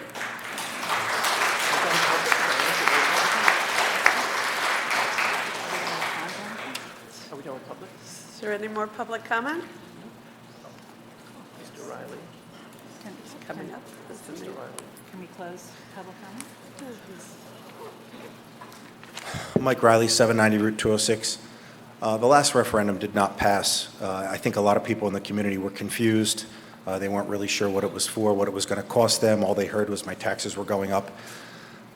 From what I heard tonight, I graduated college. I have a finance degree, owned a business for 20 years. My head was spinning in what everybody was talking about. Mr. Gillette and just all the different numbers and the bonds and the debt. And I ask you to, as we move forward, if you could dummy it down and just make it simple and tell us, Hillsborough High School, 30 million, these are the repairs, and this is what it's going to cost me annually over the next couple of years. I think it'd be real easy, and it'd be more easy for people to vote yes because they're seeing exactly what you plan on doing at each school and what it's going to cost me. But my goodness, the way it was tonight, I was going back and forth. Finally, I just put my head down. Like it was just, I was out of it. So I just ask you to dummy it down and get it real simple for simple people like myself. Thanks. Thank you. Thank you very much. Okay. That concludes the comments from the public. Seeing no further comments, at which point we can move on to our action agenda. Madam Superintendent. Okay. Excuse me. Can there be any comment from the board? We'll make our comments when we get to the items on the agenda. Oh, Well, I think board comments. Mrs. Stats would like to do board comment. it's not on the agenda. I want to. I'm not sure that, since a lot of the things that were mentioned actually were not, a lot of the public comment was not about the action agenda. But the other items that were not about the action agenda, I think it's up to Mrs. Haas and Dr. Antunes to reply if there's any reply that can be given tonight on any of those items, or otherwise people should understand that everything was notated and taken for further review. I'm looking at the attorney to see if that's what we're supposed to do. That's correct. There may be an opportunity to respond at this point, but not everything perhaps can be responded to. If there are things that require additional review and research, you may have to respond either at the next meeting or in another manner. But if there are things that can be addressed right now, we can. Well, sometimes Mrs. Haas would look at one of the board members and say, who had a particular knowledge of something that was discussed, and say, would you like to, reply to that, or look at Dr. Antunes and say, Dr. Antunes, can you make a reply tonight? But I leave that to the chair. Yeah, no, that's fine. We're working out our policies and procedure. And at this time, I would just prefer to respond to some of the questions at the next meeting. I think several of them require some research. And rather than provide incorrect information, I think it's reasonable to allow some time for thoughtful and informed responses. Is there anything in particular? Well, we still talk in the open at the end. Yeah, Board I members wanna say think that's something. fine if you want to wait till the end. I mean, the new procedures that were in bylaw, the bylaw that we pulled would have allowed some clarification now if you wanted to provide it, but we didn't approve that. So I think it's fine to move forward, and at the end, if people want to clarify, they can make it at the end. Okay, well, there was a question about how much it will cost taxpayers to have a referendum in December. That number will probably be around $30,000, is that correct? That's what we're assuming. I've heard a similar number before. Okay. I think that may be up or down from that. Okay, Ms. Liu, congratulations on your scholarship, and I'm very impressed with your efforts to analyze state aid. I'd be very happy to look at your analysis. There are a lot of quirks in relation to our funding, one of which is that the cap is not applied to our entire budget, but normal people would not be expected to know that. So I would be very happy to sit down with you, have somebody in our business office sit down with you and explain some of those kinds of details. We really appreciate your analysis. Let me just say, Policy 167 was removed from the agenda tonight because it requires more work. In relation to activity fees, yes, we did look at various other districts, and we did poll others on their experience. And their experience has been, frankly, robust. Be that all as it may, those funds, as estimated, were already placed in our budget for this year. Every year, there can be adjustments. We are not static in that decision. It was the first time we did it. It was not something that any of us did lightly. Quite honestly, all of our surrounding districts of the same size have been doing this for many years. And as long as we were able to resist doing it, we did.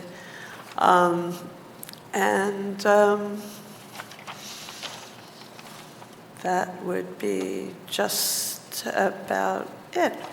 And Mr. Riley, is he still here? No. But if you're watching, Mr. Riley, this was not meant to be a presentation night on a referendum for maintenance. This was simply an evening where we were going to present a date to have it in order to get the question on the ballot. And this requires a certain amount of time, and the details will be provided at a future meeting if the board decides to move ahead with a December referendum. There are other choices for a referendum. Those would include the end of January, the middle of March, the following September, and the following November. So all of that's on the table. Nobody has decided to have a referendum. The referendum that we are talking about right now is for, as it was stated, maintenance of our school buildings beyond regular maintenance, security and air conditioning. It does not include a new high school. It does not include tax levy funds. It does not include full-day kindergarten. So, those are my clarifications. I also just wanted to add something in relation, again, Ms. Liu, to the cap. Monies that are available under the cap that are not used by the district are allowed to be banked. And I know, again, that's a very strange concept. We have banked, several $100,000 worth of cap over those 3 years? And then used it. And then we have used it. We have no more bank cap left. Part of the reason why we have our current fiscal problems are, yes, we have no more bank cap. We have, we have a depleted surplus because we needed to hire quite a few people several years ago who were outside of our budgeted plans for personnel. Okay? Plus, there are many budgetary areas that are very well beyond our ability to control. And I could explain that to you some other time.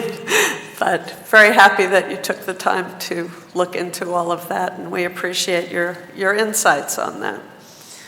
Are there any other comments? Ms. Haas, I'd like to report on something related to the municipal lines. Sure. There will be youth mental health first aid training at Robert Wood Johnson University Hospital, Somerset, previously known as Somerset Medical Center. It will be offered to English speakers 2 Saturdays, October 5th and October 12th, from 9 to 1:30, and in Spanish, for Spanish speakers on October 19th and October 26th. And I'm planning to go to the one for the English speakers. And from people that I've heard that have already participated in this, it's very valuable because sometimes it's hard to tell when your teenager's acting like a typical teenager, if there is such a thing, or if there's something that you should be concerned about, and it really helps you differentiate between those. So I just wanted to pass that information along. Thank you. Thank you very much for bringing that up. I noticed the advertisement. Is this a free program? Yes. Okay, didn't say so on the program. Thank you. Okay, anything else? Can we move on to the action agenda? Yes. I think the only thing that I've listed that you didn't clarify was why we didn't try for November or why we didn't succeed for November. So I think it would be really useful to have that explanation. Okay, I explained that last time, but I'll I know, but happily do it we got the again. question again tonight, so. Okay, in relation to why it's not happening in November, which was, I think, every member of this board's wish, was that we ran out of time. There were hundreds of architectural diagrams that had to be submitted to the state outlining the maybe 100 projects or more that are included in this referendum, and the state gave us reason to believe that the processing would take place in time to get it on the ballot in time for November, which requires 60 days notice to the clerk's office in November, which is not applicable apparently to special elections, which have a shorter lead time. So now the dilemma, and we'll be discussing it, I assume, when we get to the operations portion of the agenda, is whether to deal with a special election at this time with the additional cost that that would include, and or wait till next November.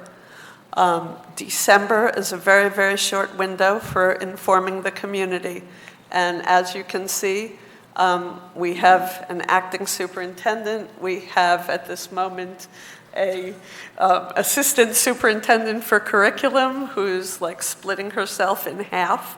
We have an absent business administrator at this time, and we have lost a lot of people in central administration as well. So I agree very much with what Mike Riley said, that we have to dumb it down. And the projects are very straightforward, and we will be able to do that. Our goal is to improve the condition of our schools. So now the only question is, when are we going to go out for a referendum and ask our public to either support it or not support it? And just like the previous referendum, it is in your hands.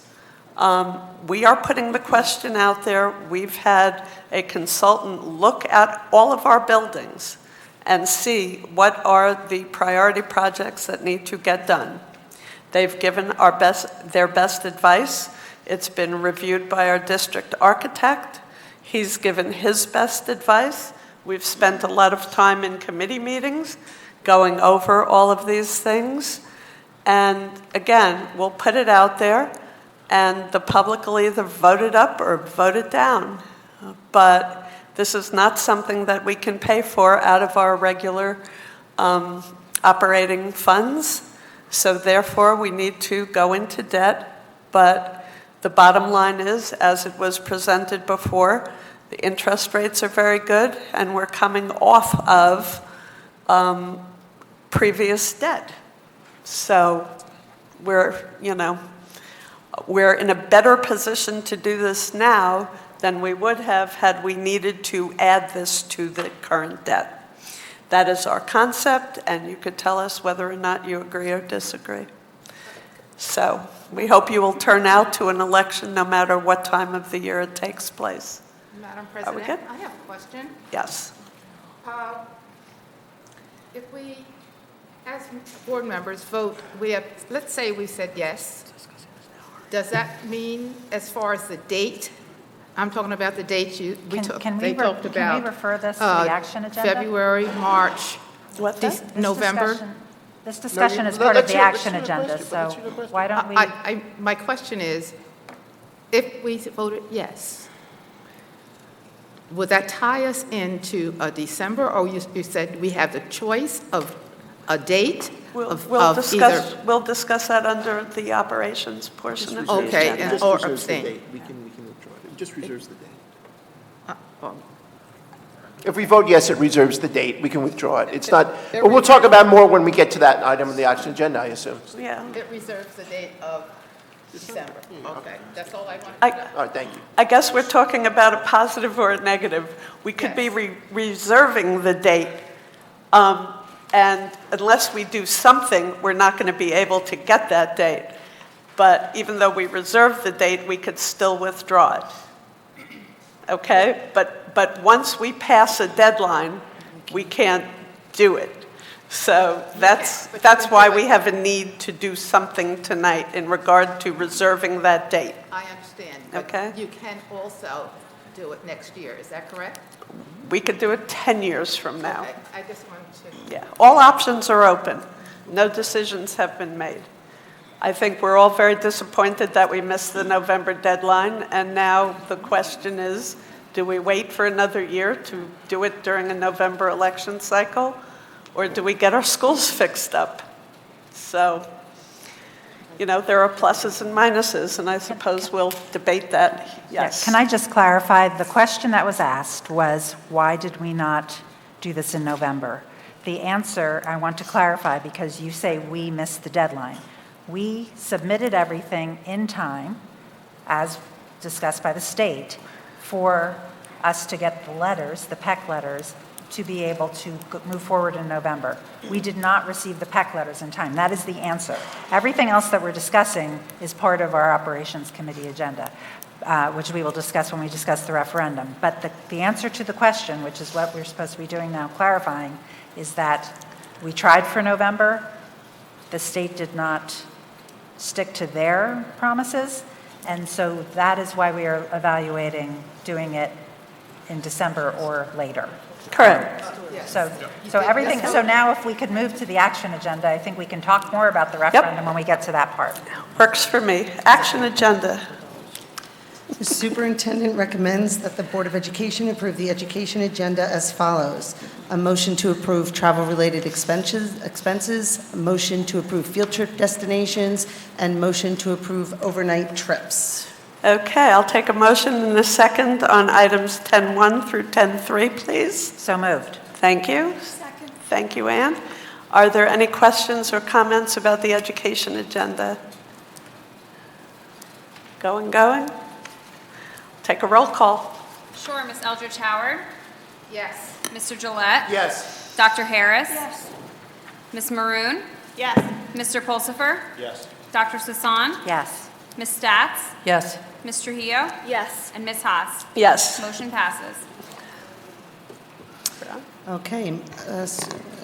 Superintendent recommends that the Board of Education approve the Human Resources Agenda 11.1 to 11.13 as follows. The motion to approve a resolution and job description, motion to approve retirements and resignations, approve transfer and change in assignments, contract changes, leaves of absences, to approve appointments, motion to approve co-curricular and intramural advisors for the 2019-2020 school year, motion to approve mentors and buddies, the revised transportation staff hours, motion to pre-approve extra coverage, motion to approve extra coverage, motion to approve sixth period coverage, and motion to approve summer work 2019. Okay, I'll take a motion for items 11.1 through 11.13. So moved. Thank you. Second. Thank you. Joyce. Are there any questions or comments on any of the matters under the HR agenda? Seeing none. Roll call. Ms. Eldridge Howard. Yes. Mr. Gillette. Yes. Dr. Harris. Yes. Ms. Maroon. Yes. Mr. Pulsifer. Yes. Dr. Sasan. Yes. Ms. Stats. Yes. Ms. Trujillo. Yes. And Ms. Haas. Yes. Motion passes. Okay. The superintendent recommends that the Board of Education approve the operations agenda as follows.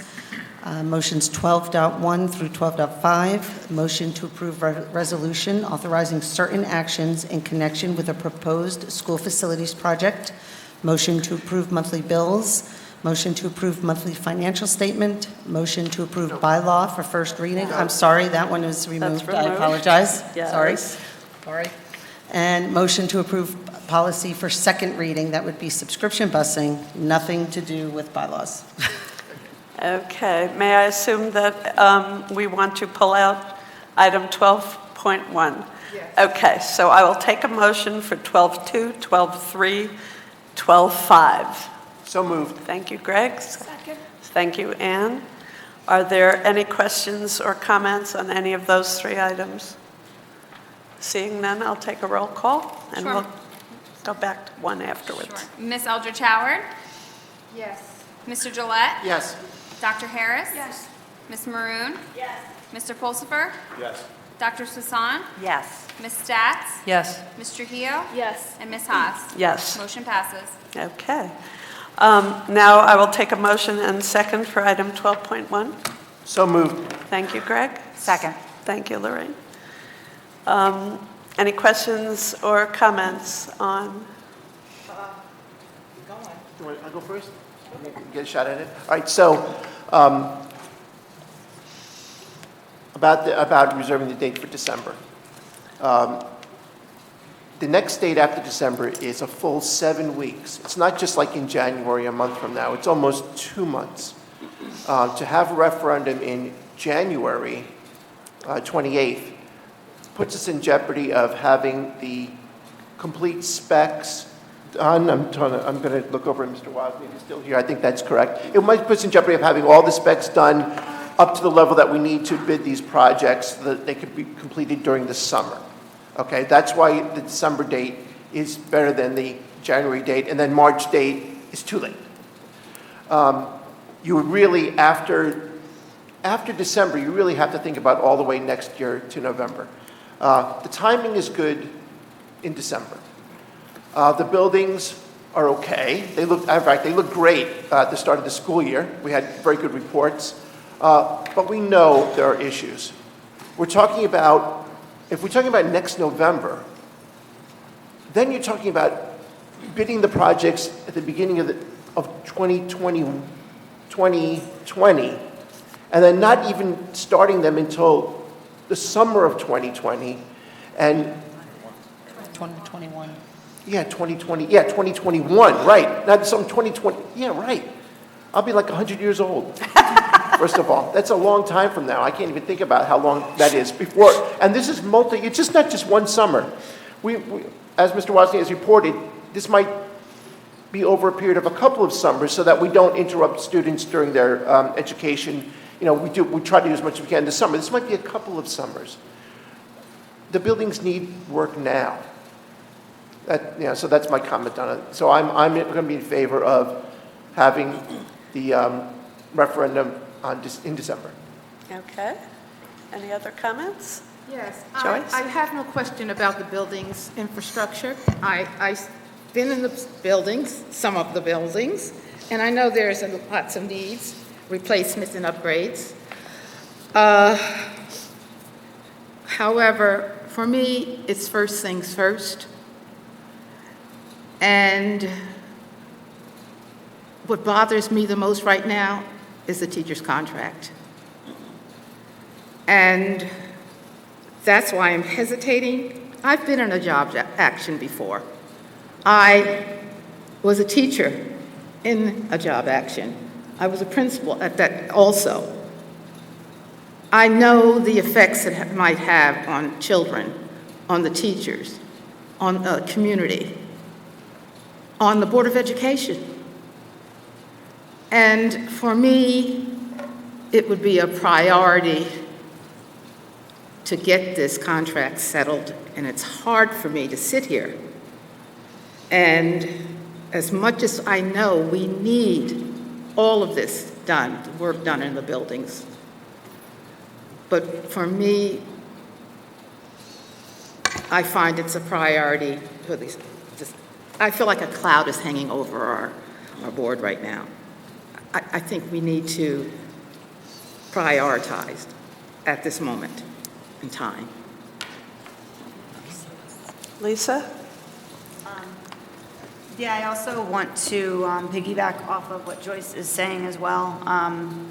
Although I do feel that the buildings need the work, and as a teacher, I agree when you're in a facility that is not, properly equipped or unsafe, it does make it hard. However, again, I just feel moving forward with anything until the teachers are settled, I just feel like we're at a standstill.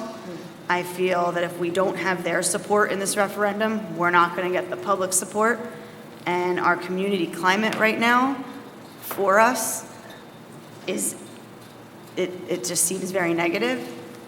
And I'm just nervous to put this out this soon with everything, like you're saying, like a black cloud over our head. I just feel that we can't move forward and ask the public for money when we can't settle our teachers. Any other? Lorraine? Yeah, I don't think it's an either-or situation. I think both are priorities. I think something that we've heard from the podium over the last several years is the conditions that the teachers are working in.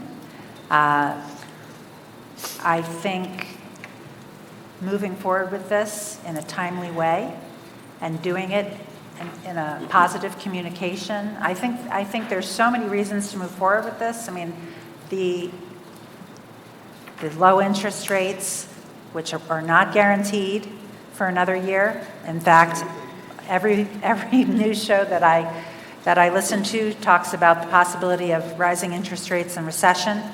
I think there's an urgency here. I mean, if you walk through our buildings, there are conditions that our children should not be in and our teachers should not be in. If a boiler breaks, if the roofs leak, if we're hit with a cold, snowy winter, there are things that we can impact and not have negative conditions. So I don't think it's either or. Let's remember, we're in fact-finding now.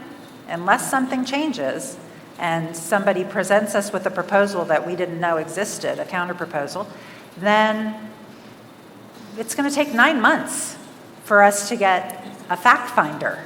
So we may not even make next year at this point. So I think it's really, I agree that there might be a cloud hanging over our head because we have not settled, but we have been working on settling since December, however many months that is. We're in the 9th month, so 10 months. Nothing's going to happen if we're in fact-finding for another 6. We're almost guaranteed. So if you want to do nothing and be an inactive board for 6 months, that's not something I can abide by. So I will vote yes on this to get it on the books with the current interest rates. And remember, we have the possibility of very little tax increase for a period of a year or something, and then it goes away. So, I mean, I think there's so many positives here that we could really impact our kids in our community positively. Thank you. Jane? I too want us to hold off the December 10th date. That's approximately 1 month past the November one that was previously considered. And we are 1 month from when we last considered that.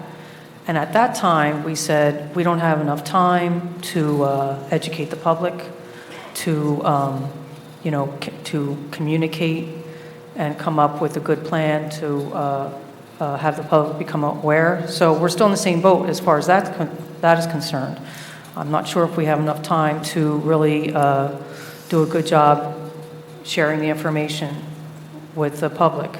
And also at that time, we said even if we got the letter in time, people were saying this cloud of not having the contract settled, they used that as a reason then as to why we shouldn't have one in November. So continuing with that same logic, it's still a problem now. I'm sure we'll continue doing other things, but settling the contract is a big issue. We'll continue doing our due diligence with all the other things that have to do with doing what's best for our students.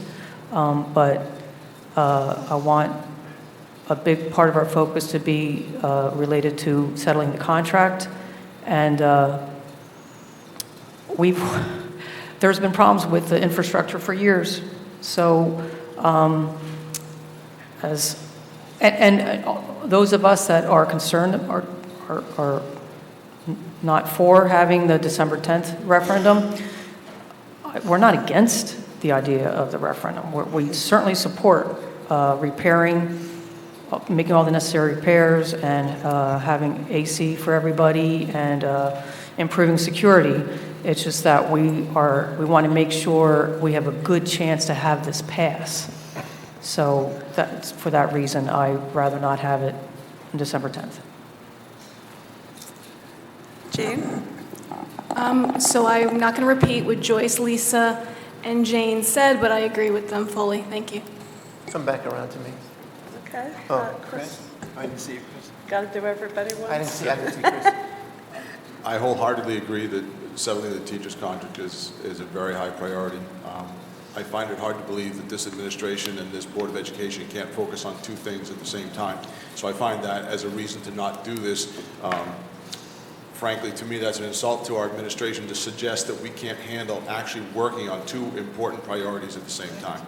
If you think the timing is bad, that's fine, but to lay it out there as we can only focus on one thing is an insult to our administration. But that's not being what's been said. Can I finish, please? Sure. I was told by several people that we should only focus on one thing, and I think we're quite capable of focusing on more than one thing. And to stipulate that we wouldn't succeed unless we focus on one thing tells me that's what we believe. I also see there is no overlap financially. Whatever the settlement is of the teacher's contract comes out of our regular budget, and this financing is a totally separate bonded issue. So there's no financial overlap that would suggest that getting the budget, passing the referendum or not, would somehow impact the amount of money we have to settle the teacher's contract. There's no connection. There's no reason to connect those two on a financial basis. And lastly, and most importantly, we have been told by, I just can't count the number of times, by our administration, by our buildings and grounds staff, by our teachers, by our parents, about all the things that are wrong in our district, and they keep telling us, fix it, fix it, fix it. So I wonder I don't understand why we're sitting here saying that those same people who keep telling us to fix it won't support it. And maybe they won't, but I think that by and large, the not supporting these things is about taxes. And that doesn't change because we've settled the teacher's contract. People aren't suddenly saying, oh, you settled the teacher's contract, I'm not worried about you raising my taxes $100 anymore. If that's their reason for voting no, they're going to vote no. But to try and connect all these things when we have been told repeatedly how much this needs to be done, if we delay it, then we own every single comment that comes to us from the public over the next year saying, why didn't you fix the schools? Thank you. Greg? Oh, Ed. How about Ed? Oh, I didn't see your hand, sorry. I just wanted to say that I've worked in 7 of the 9 buildings in this district long-term, and they need work. We can't ignore it. It only gets worse. So I do believe that the teachers deserve a contract, but that is something, I'm not on negotiations, so that's beyond my control. I would like to think that at least in moving forward, we could do some repairs in the buildings and maintenance that needs to be addressed. While we're waiting, if we have to wait 6 months, 9 months, I don't know, what does it take? But we need to start the repairs.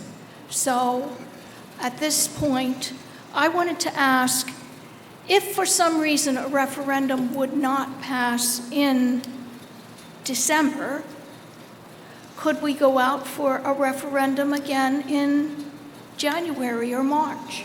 Is that a possibility? Probably would not be able to. We would need that 60 days in between. So it's... Maybe March. We could potentially do March, but probably not January. Okay, thank you. I have a question, just a quick question. What is the cost of for a referendum that's not at the general election? I'm sorry? What would be the cost to the district? Very, very roughly stated, because of the need to mail sample ballots, we have 27,000, 28,000 registered voters in Hillsborough who need to receive a mailing. I don't know whether or not that's done in some sort of bulk formula, but we also have, lots of people who are now voting by mail, and those require also postage, which is full postage. So between those two things, I would not be surprised if it's $30,000. Thank you. I do have a question for Ms. Gorab, though, if you can come up. Having spent a lifetime career in budgeting in New York, would the cost of a referendum be applicable to the referendum price? Yes, you can reimburse, if the referendum passes, you can reimburse yourself. So the election costs could be included? What's that? The $30,000 could be borrowed over 20 years. Right. We can pay it off with greatly inflated dollars in 2040. Hey, just like any other $30,000 project. If we don't have the money, it's an option. I'm not suggesting that we do that. Right. But We could. thank you.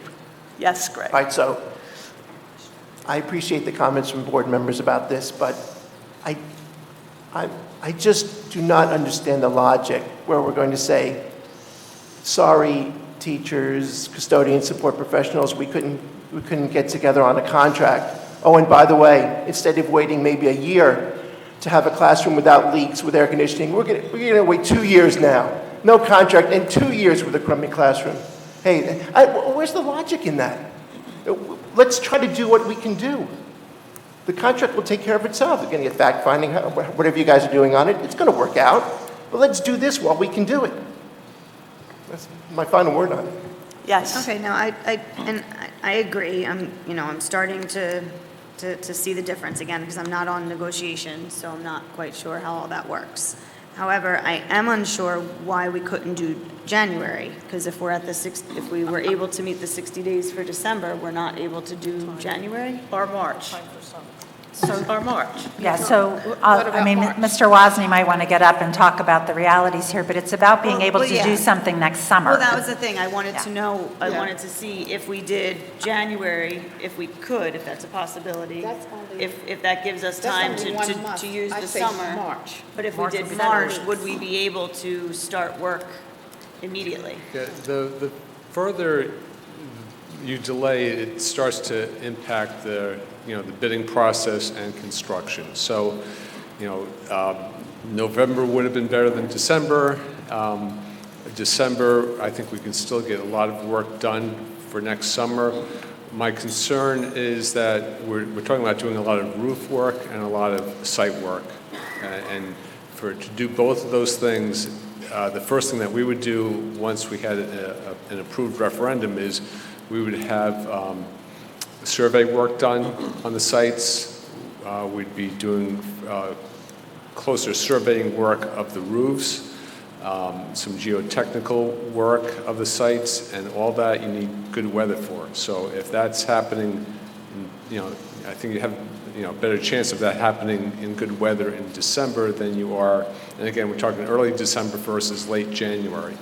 I'm not saying that we're going to have bad weather, but there's more of a chance that you might be delayed in getting that early data collection portion of our design work done in late January. You could easily have a snowstorm, you could have snow up on the roof for a month, and then you're not going to get anything done next summer. Okay, thank you. To my understanding, I initially thought that nothing was going to get done until the summer regardless. No. So by you telling me that there can be work getting started in December, I think I'm changing my view a little bit. Well, So you're saying Yes. nothing will get started until the summer if you... Right, none of the construction is going to start until the summer, but it takes, a couple months, anywhere from 2 to 4 months for us to do the detailed design. We have to publicly bid the work, you have to award contracts, you have to allow contractors time to order the materials.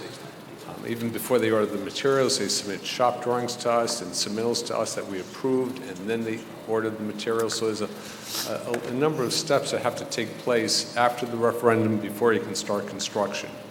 And also the bidding becomes less favorable the closer you get towards summer.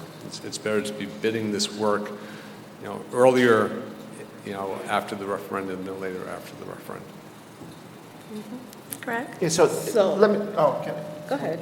No, it's just, I'm just saying... Maybe this might help. So just from Mr. Wozni, a lot of board members and public may not understand the timeline of the process, how it works. Once we pass this resolution, if we pass it tonight, and the actual resolution with the actual referendum on it, then has to pass at the ballot, let's say in December, then Mr. Wozni and his group do all the architectural and engineering work just to prepare the bid packages for all these projects.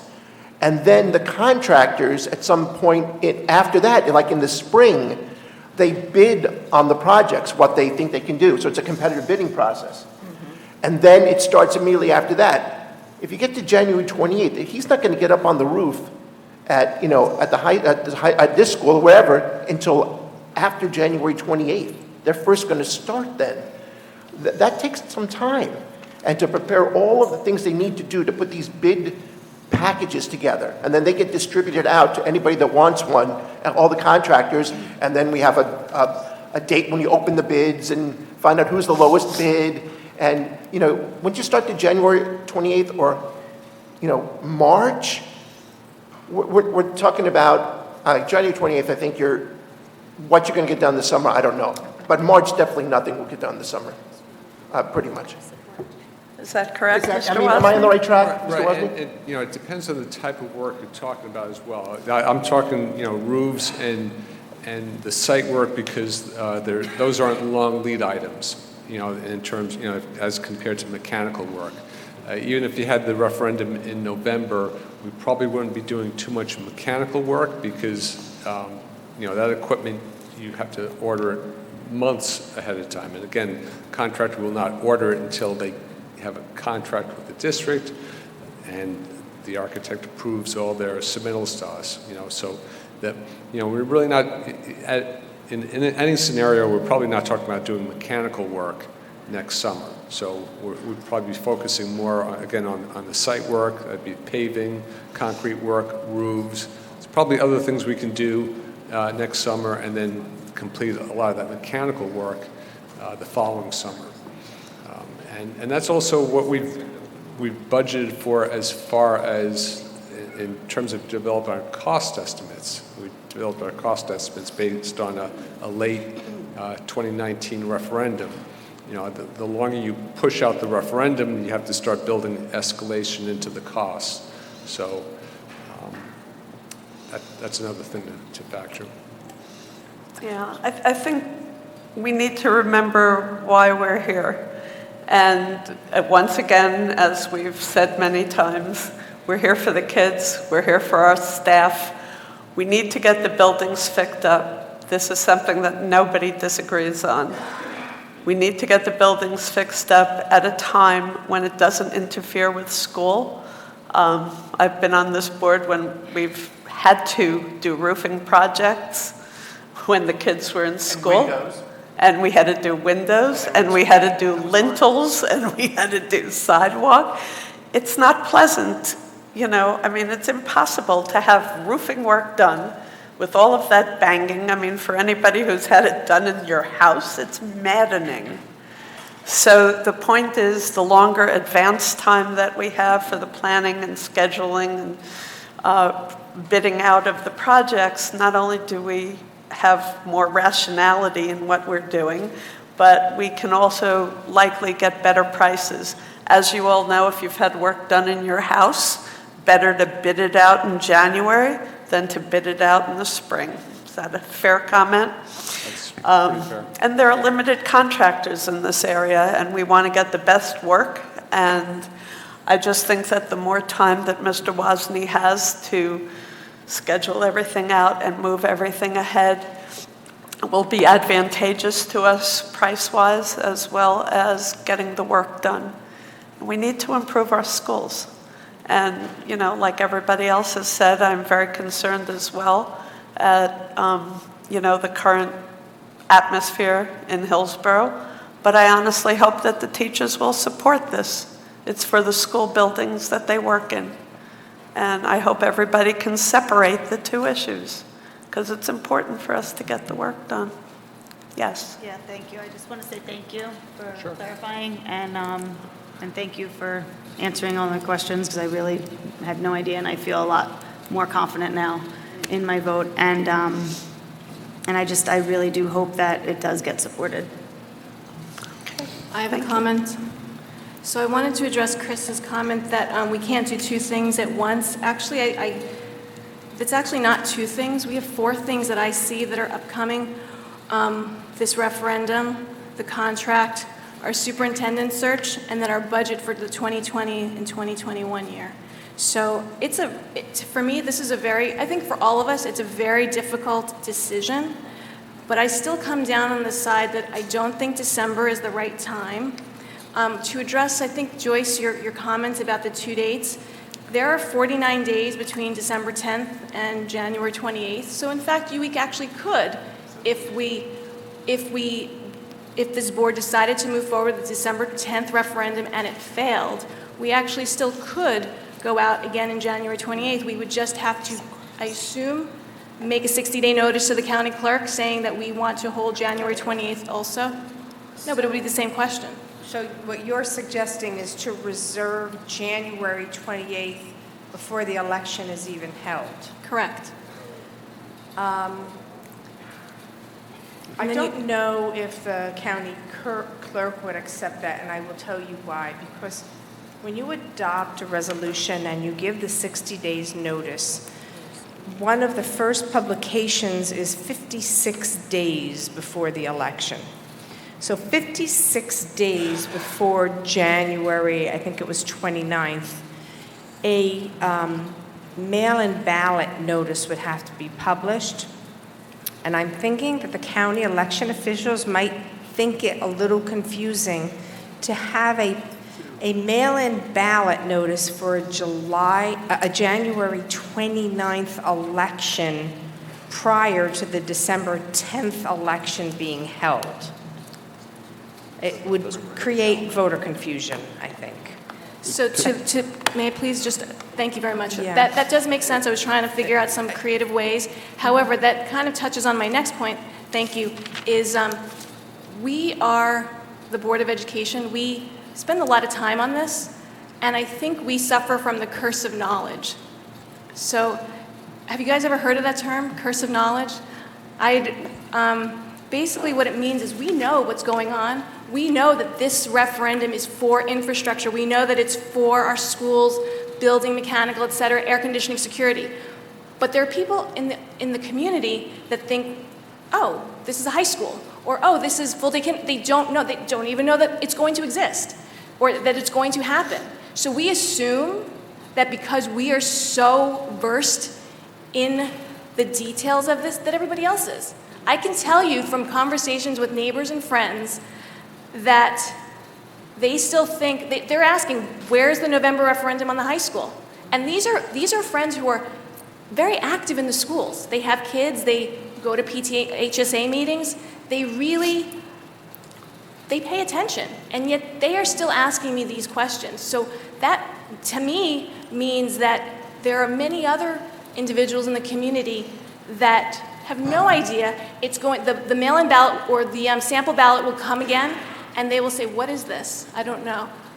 The Board of Education, they're just asking me for X, Y, and Z again. I don't understand. It's a no.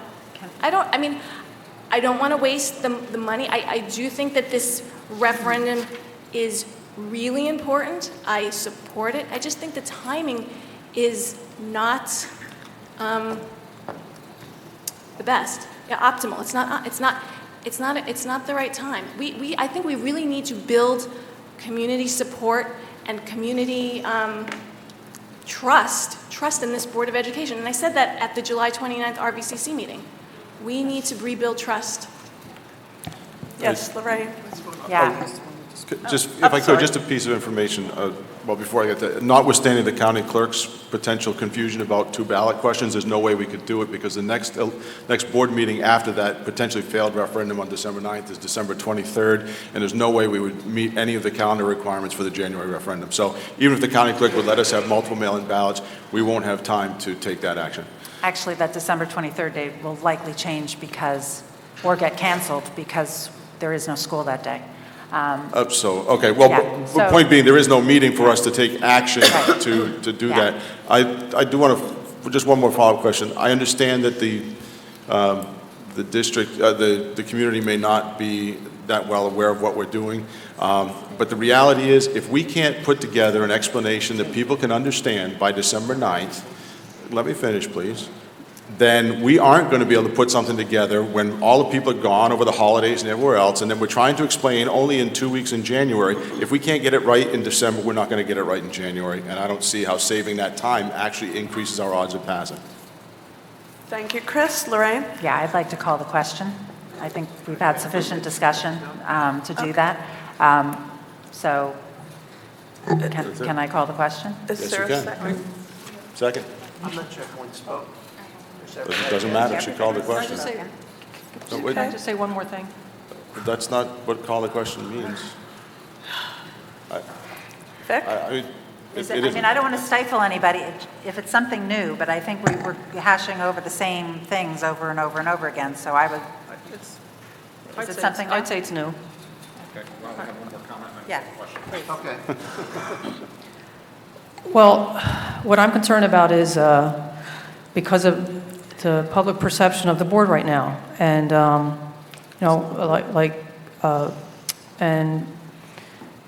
the perception of our lack of transparency, and I'm concerned that we need to repair our reputation first, and in order for this to more likely have the referendum pass.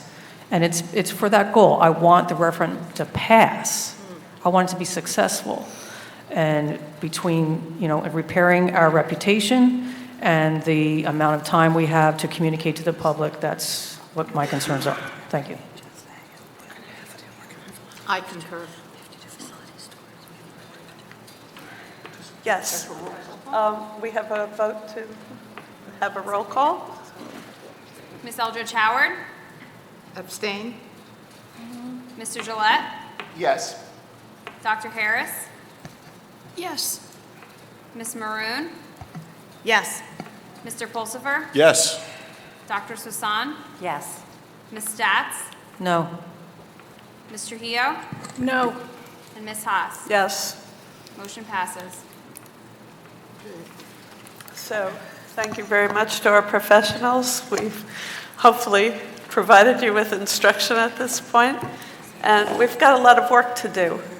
And we need to get information out to the public very quickly, hopefully with our acting superintendent. We can do a round of HSA visits, and hopefully the communication committee will help us, as they did with back-to-school nights, in terms of being able to get information out to the public as quickly and effectively as possible. I think it's a pretty simple, very simple communication. These are the projects, this is the cost, this is what it, this is what it will cost taxpayers. So I think it'll be a little more clear, and I think most of our parents in town, and certainly our teachers, all have experience with our school buildings. So I think that, we can move forward. Yes, it will be difficult, and I hope everybody will cooperate and help out where they can. So, moving right along, we took the vote. We're good with the operations agenda. We're moving on to our second comments. Well, informational is empty. So we're moving on to comments from the board and public on any subject. Do we have any speakers?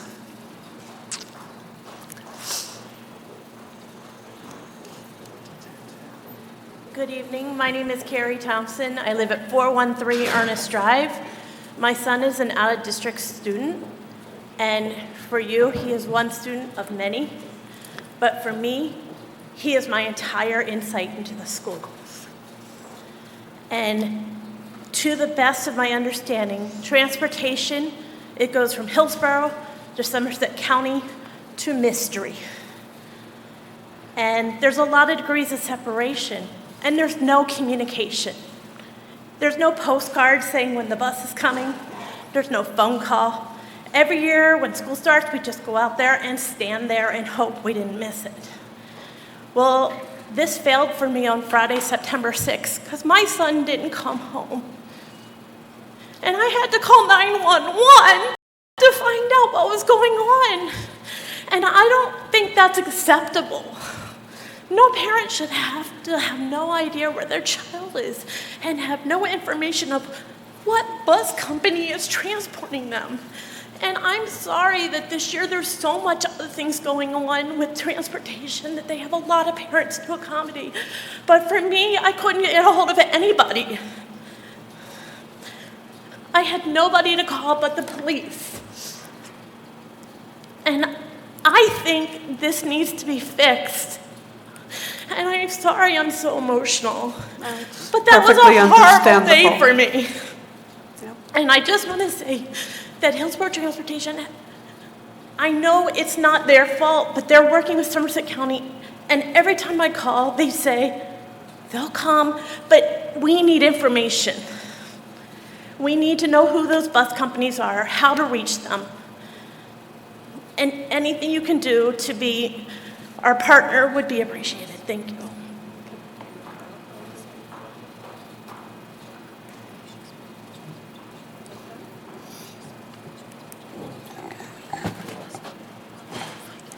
Okay, we're good. Okay, any other comments from the public? Yes. Okay. Greg? So since it's time for board, and I'm going to say something about the last person who came up Yes. to speak, the young lady with the, that was very sad. We all know that, we all heard that story. We received information about that, and that was terrible. I just want to say a friend of mine, Jennifer Love, who lives in Westfield, New Jersey. She has a beautiful daughter named Emma, and right now she's promoting something at the state called Emma's Law. And it's for transportation of special needs children. You might have heard about it. They've talked about it on 101.5, different things. I think she's got a Facebook page, Emma's Law. And it's to ensure that things like this don't happen statewide. Now, in Hillsborough, we have some safeguards. When they don't work, it's extremely troubling.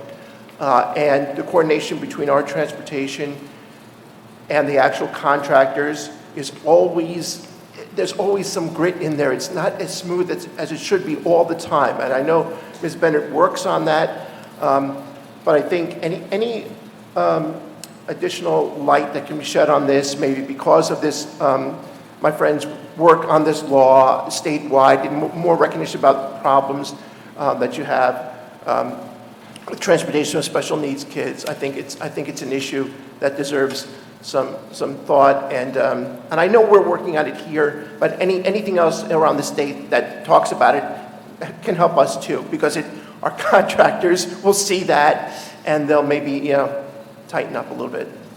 So I'm very sorry about what happened to your Yes, son. we're all very sorry for what you experienced. That should never happen. The unfortunate thing is transportation has become a huge challenge for all school districts. The field of transportation is not one that is attracting additional bus drivers to the extent that they're needed. Many children who use the buses have additional needs and require additional people to be on the bus as well. And it's when you have private companies doing that kind of work, sometimes like a bus driver will call out and then a new bus driver will come in, and they might not be aware of the routes, or they might not be totally aware of the protocols. And it's not an answer, it's not an excuse, it's just what happens. And it's not acceptable. And my understanding is that the only thing we can do is fine the bus company for poor performance. I don't know whether or not there are any other things we can do. Well, we have fired bus companies before. We have fired bus Absolutely. companies. But if we could improve communication, Yeah. at least that part of it, the communication. Well, in this particular case, it came from a school that was not part of our school district.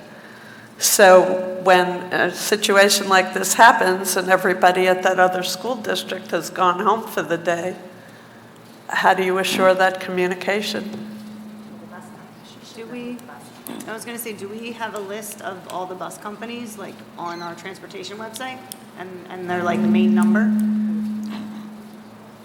I'm not sure I don't know if we have any insight into that. I mean, Let me Ms. suggest- Bennett would help. Let me suggest that we should probably refer it to Yeah. Ms. Bennett and see if we can, not only for Ms. Thompson's individual issue, which I think needs to be addressed, but also for any other potential issues that arise with regard to communication, because it is an unfortunate circumstance, shouldn't have happened, I think we can all agree, but we need to find a solution for it to prevent it in the future, and whether it's an issue with the bus company or the out-of-district school, I'm not sure, but I think before we can come up with a solution, we need to have Ms. Bennett look into it and report back to the acting superintendent to see if we can figure out how that'll be addressed, okay? Okay, very good. Yes, Jean? I just have some information for the Hillsborough High School Diamond Club for the baseball team. They're starting Rent-A-Rater starting on September 28th through December. It's help around the house. Rent-A-Rater@gmail.com. It's 2 players minimum for 2 hours, and it's $12 per hour per player. Again, it's Rent-A-Rater@gmail.com. And then the second one is the Hillsborough High School soccer team is fundraising with coupons for Angelo's Pizza, and I was told, find a soccer player and you can purchase coupons to support the soccer team. Thanks. Thank you very much. I have Any another one. other? Sorry. Everybody get in on their team. What's the track team doing? No. I have something else for benefit of Ms. Liu in the audience. About the budget cap, tax levy cap, as Mrs. Haas stated earlier, there is no budget cap, but there's a tax levy cap. Before 2013, the public voted on the tax levy. So we would have to put forth how much we wanted. Cap was 4% for many years, then it was 2%. So that means you could have an increase over your taxes of the previous year by 4%, and then it changed to 2%. So you would have to have a calculation as a board, what increase would the public support and vote yes to? Much more important to get a yes vote on that budget tax levy than to go all the way to cap. So if the cap was 2% and we calculated, I don't know, let's go 1.8, but got a yes vote, that's much better than having 2.0 and having it voted down, because then the municipal government decides what your taxes will be. And they can cut it all the way down. And they have. And they have in the past, and they have. The history of Hillsborough has many no votes. Since 2013, the public no longer votes on the tax levy. Since that time, and I think you've alluded to this also, Ms. Haas, that there was one, maybe 2 occasions where we didn't go all the way to cap in that year, but in the following year, we went above cap. The law allows you to sort of even it out. There's no reason to make a budget bigger than you have to have just for the sake of doing it in 1 year, especially when you know in 2 years your costs are going to increase and you're going to need the ability to use that tax levy that year. And that's what we did, at least once that I remember, between 2013 and 2019. We did twice, maybe, twice. Okay, so the point I'm trying to make is between 2000, because we've heard, and this isn't just for Ms. Liu, this is for, we hear this a lot. Why don't you go to cap? You never went to cap. Since the board has been fully in control, we have used all of the cap available. All of it, including healthcare waiver cap, everything. We've used it all. We've never gone, if we went under 1 year, we went over the next year. So we've used our entire ability to tax. I'm not very happy having to say that, but it's true. So there you go. We've used our entire ability to tax. There wasn't that much ability in the first place. No, it was. It's just 2%, but that's it. And can I just... Does that make any sense to you, Ms. Liu? Yeah, and just to even further clarify, during those 2 years, I believe the initial recommendation on the superintendent both years was to go to cap. And it's up to the board to determine whether or not we went to cap, and the majority of the board was not in agreement. So we went with what the majority of the board was willing to do. But Mr. Gillette is absolutely correct that as of this point, we have used every ability to tax that we could. And so this is what I was alluding to last meeting, that the superintendent's job is not easy because he can make recommendations, he or she. That doesn't mean the elected board goes along with all of those recommendations. So in those two cases... Really? I didn't notice that. In those two cases, the majority of the board was not in support. So we went with what we could pass. But again, as Mr. Gillette said, the next year we corrected for that in both cases that I can remember. And we needed to do that next year because we had a contract. We were going to have to sell that next year. We knew we would need that. I mean, maybe we didn't say it at the time, but we planned for that, and we were able to do that. It's very, look, what we're doing, we know what we're doing. We hear that, oh, you didn't go to CAP, you don't know what you're doing. We know what we're doing. So that's all I have to say. So, any other comments before we adjourn? Yes, Ann. Just a quick update. Just a quick update on the communications committee. We've been attending all the back-to-school nights. We still have 3 or 4 more to do. And we've had some very helpful suggestions. And we have only 10 questions that we've gotten. So a lot of people have been thanking us for being available at the different back-to-school nights. So I want to thank all the board members who've helped to move this forward so we can be more visible in the community and let them know that we do care and we do listen and we are trying our best. Yep, that's all we can do. Thank you. Who's covering Woodford tomorrow? Okay, and who's doing Woods Road on Thursday? What's that? Thursday. Okay, are there any others? Are there any others? There's Ours up here. both Woodfern days and Woods Road. Okay. That's all that's left. Also, Okay, so we're Wednesday. covered? I think Wednesday is, I think here. Oh, I will be covering that. That's all. I'll be here. Okay, so seeing no further comment, may I have a Motion to adjourn. Adjourn after I finish my sentence, but well put. Motion to adjourn is on the table. I second. Second? Yep. All in favor? Aye. Any opposed? Good night, everybody. Our next meeting's in October 14th, so we get an extra.